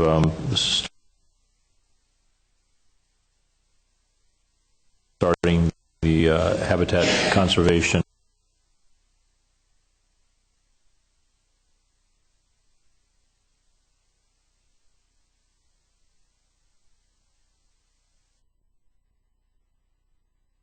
And then also, like I intend to meet the best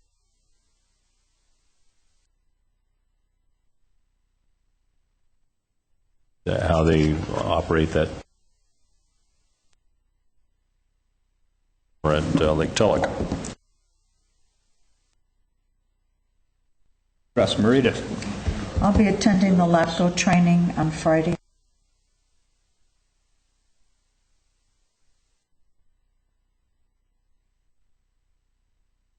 Let's see, the only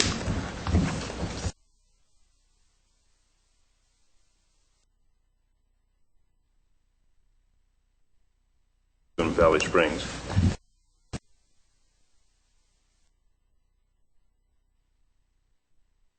Tom? I encourage you all to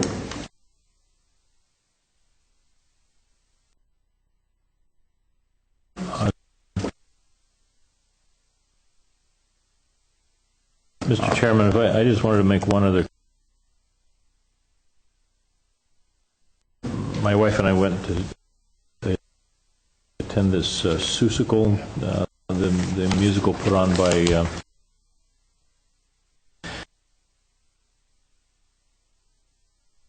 Calaveras High School and some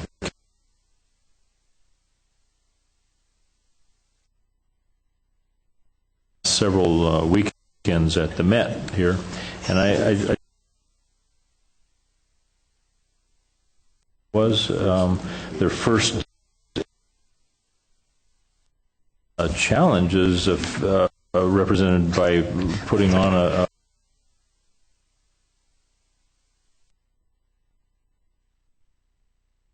extremely well. I just was of the show, and looking forward to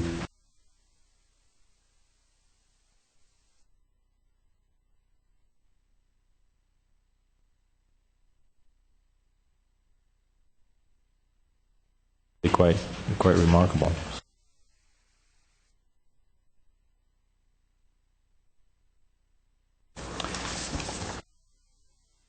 '18, and as you recall, we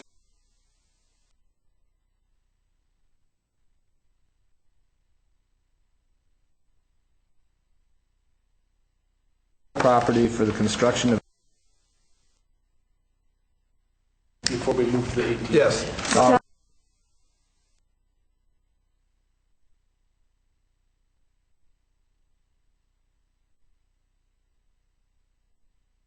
That clock says 11:30 old time. Get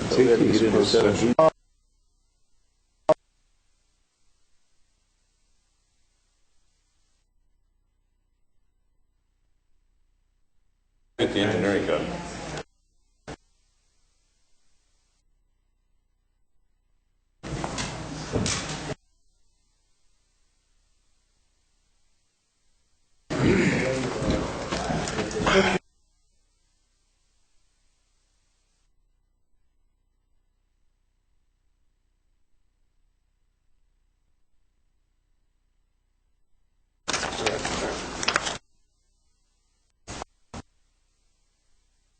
To move to item 18,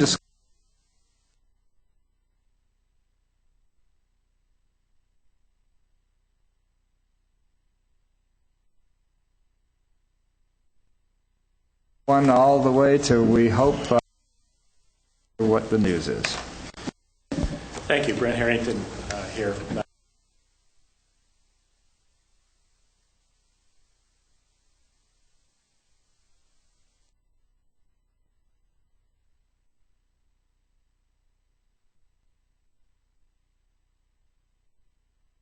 Good news. It'd actually be a very brief.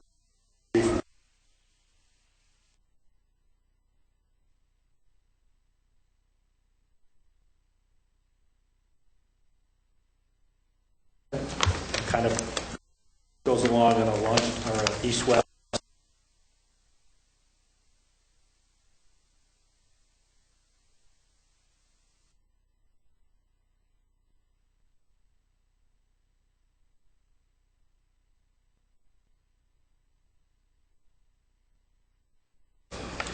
There's two basic ways.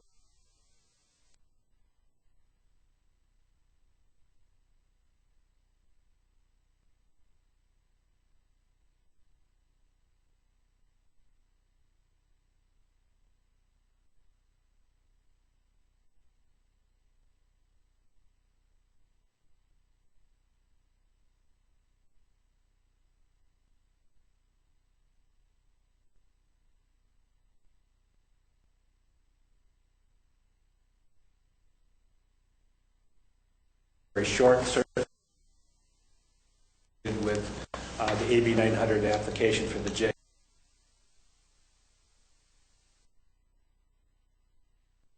In escrow.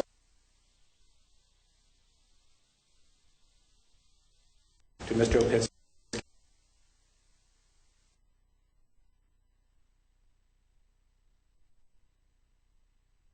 $150,000.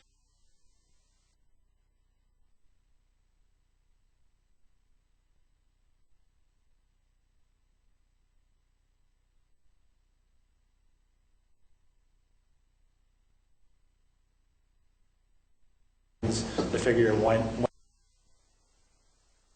management here is in a minute. $1 million.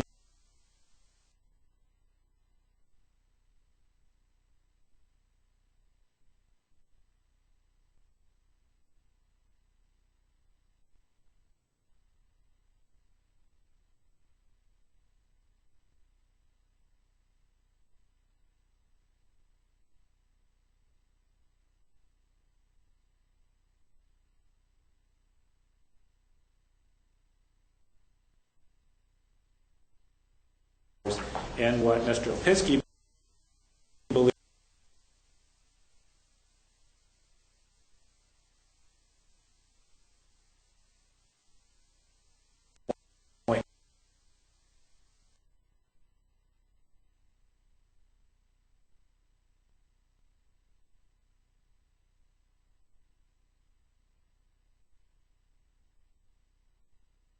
little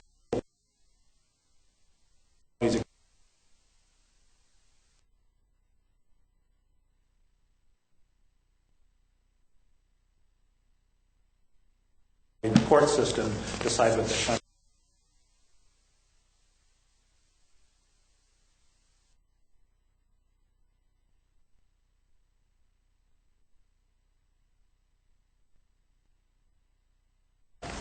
So the agreement document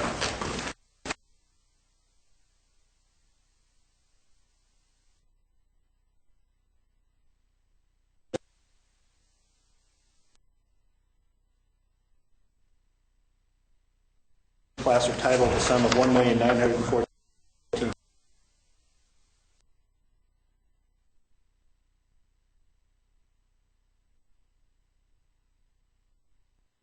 We need, most importantly, for that we have a category.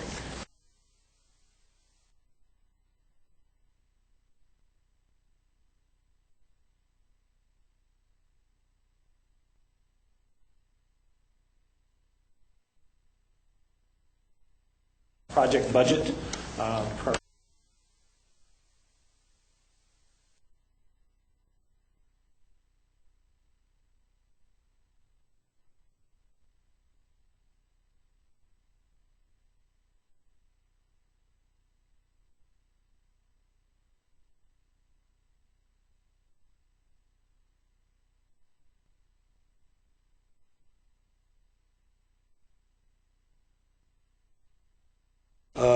With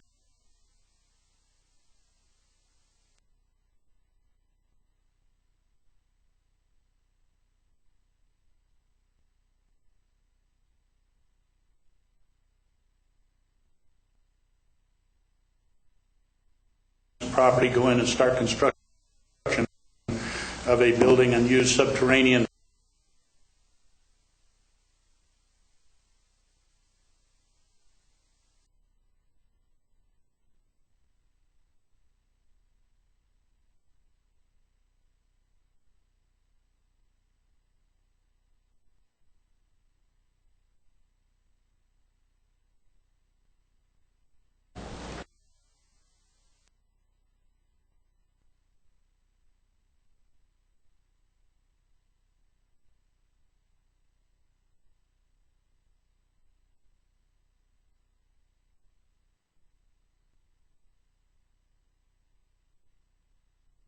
with it.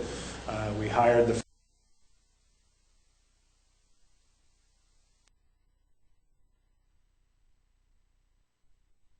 Eric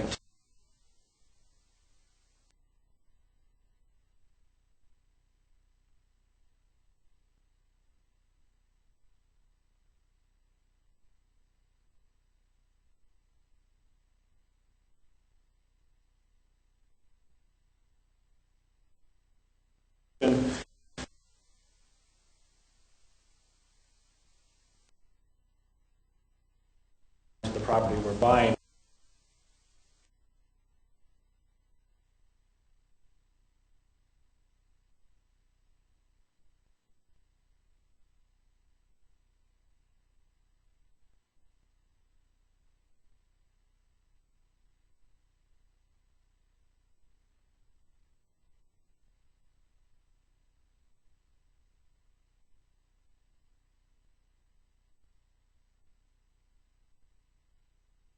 The we've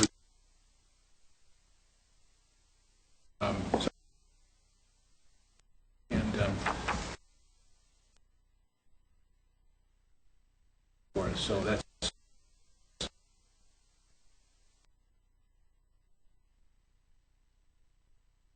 chair discussion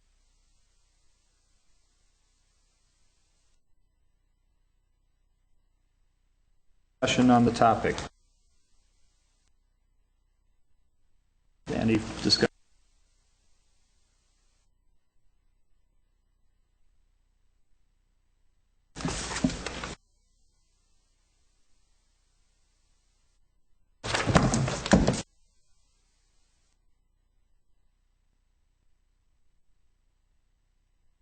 Discussion and possible action.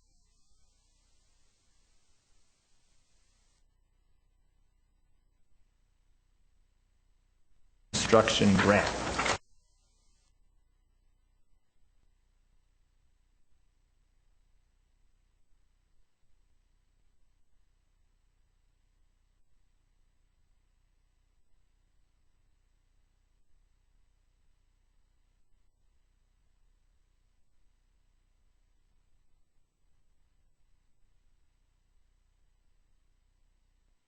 Determined that we need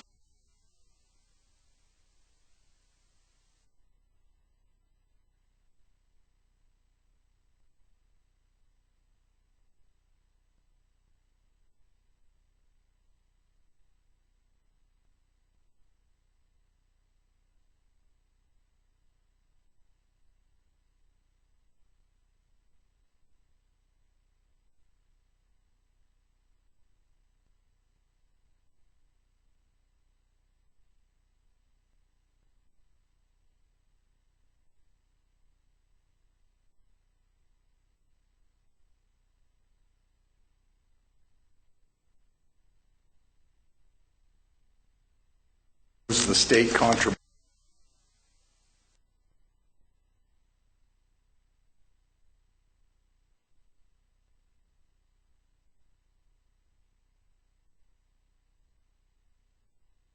They will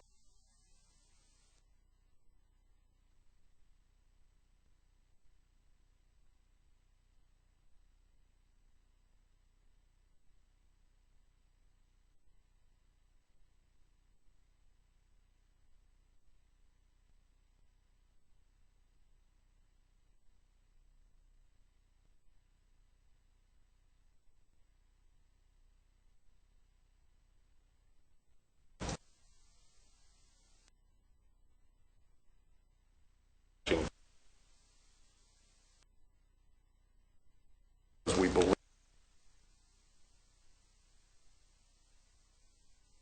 out of the process.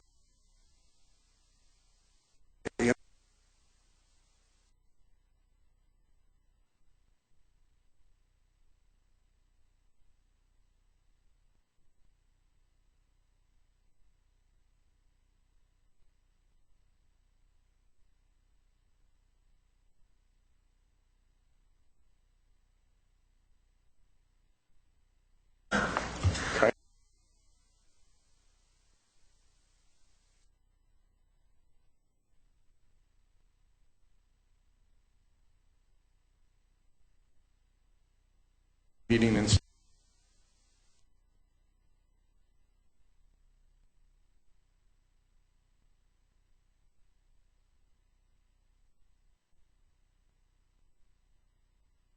we kind of divide this pot.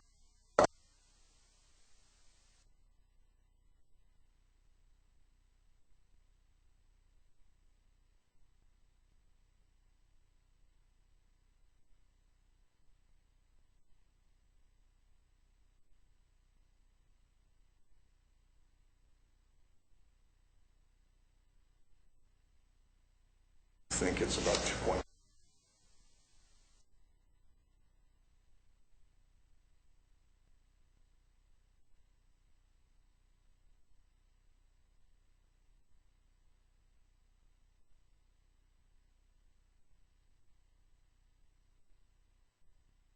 And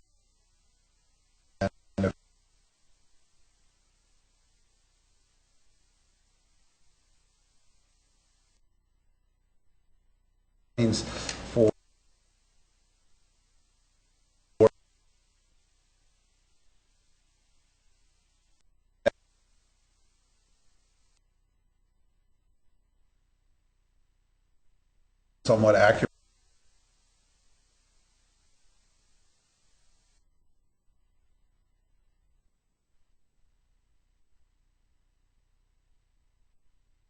To measure.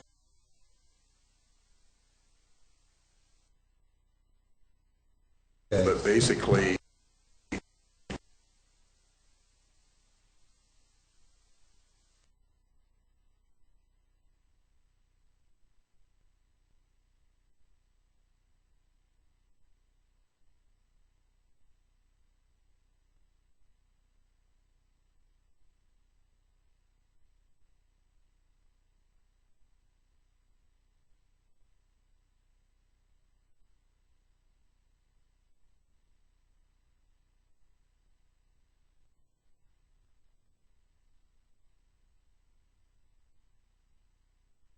They're overseeing construction. Let me pursue.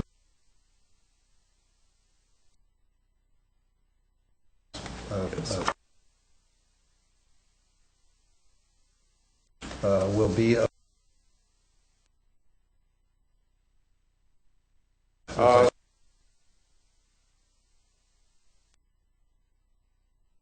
appropriated about 50.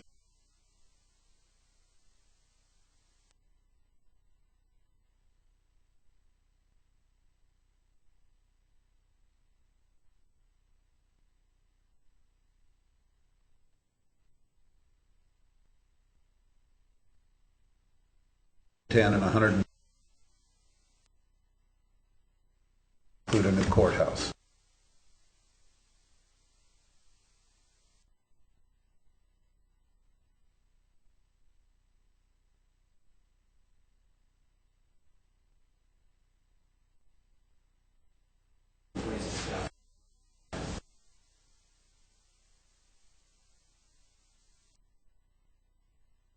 $1 million that we're going to.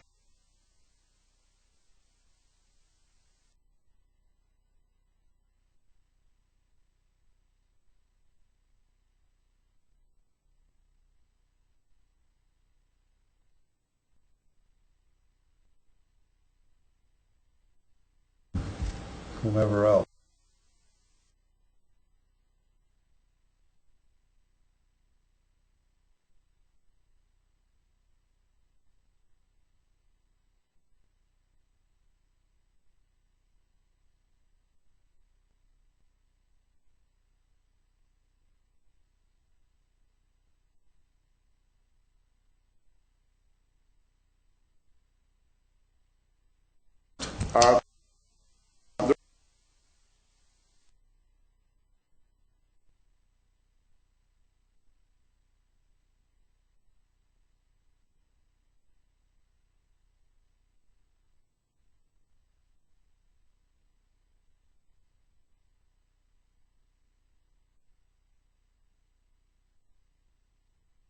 With the new jail,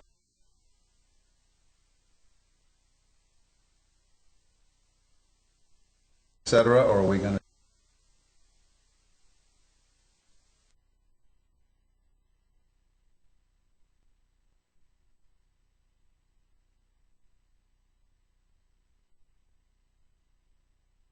Other questions?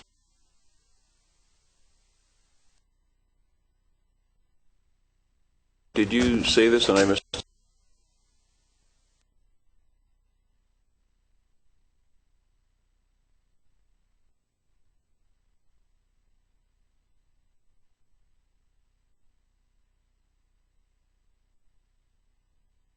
Question of what?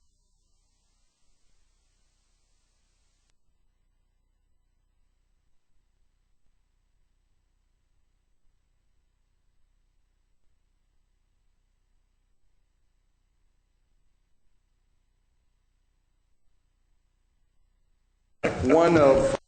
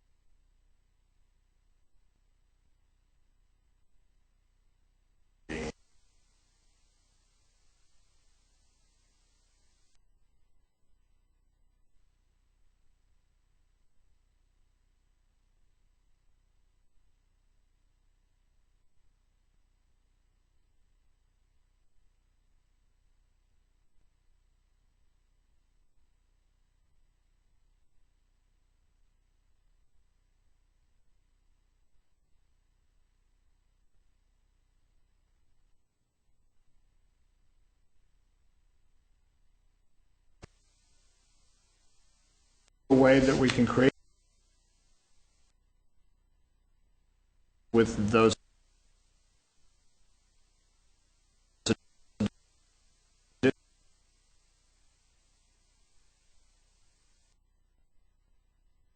them all, but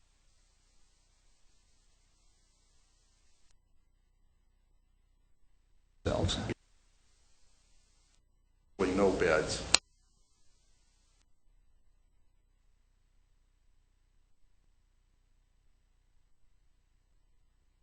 Closer than last.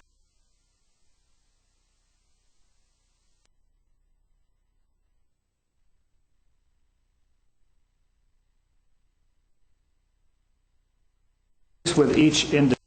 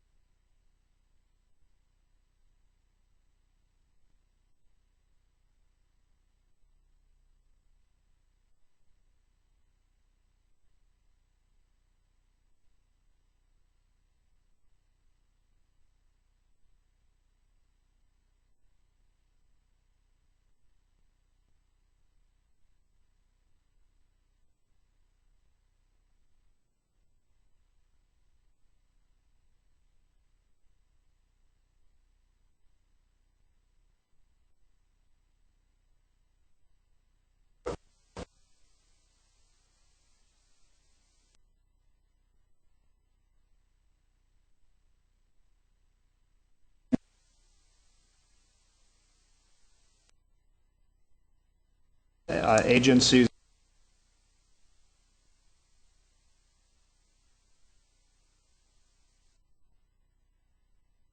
are they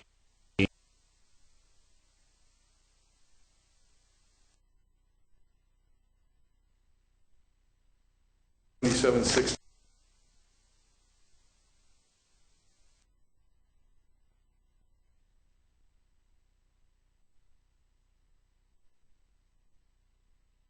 Thanks. But the, right.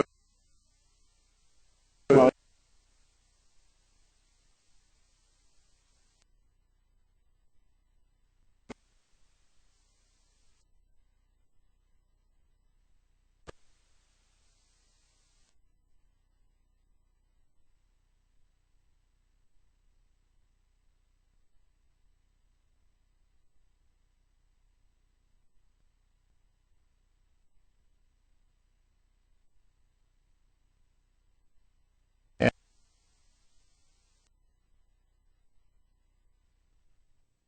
bodies that are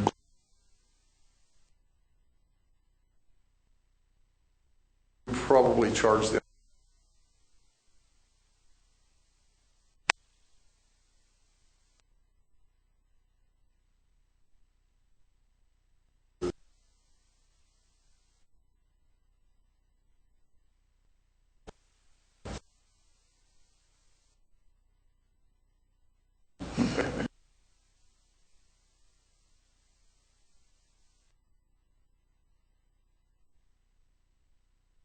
and 60 with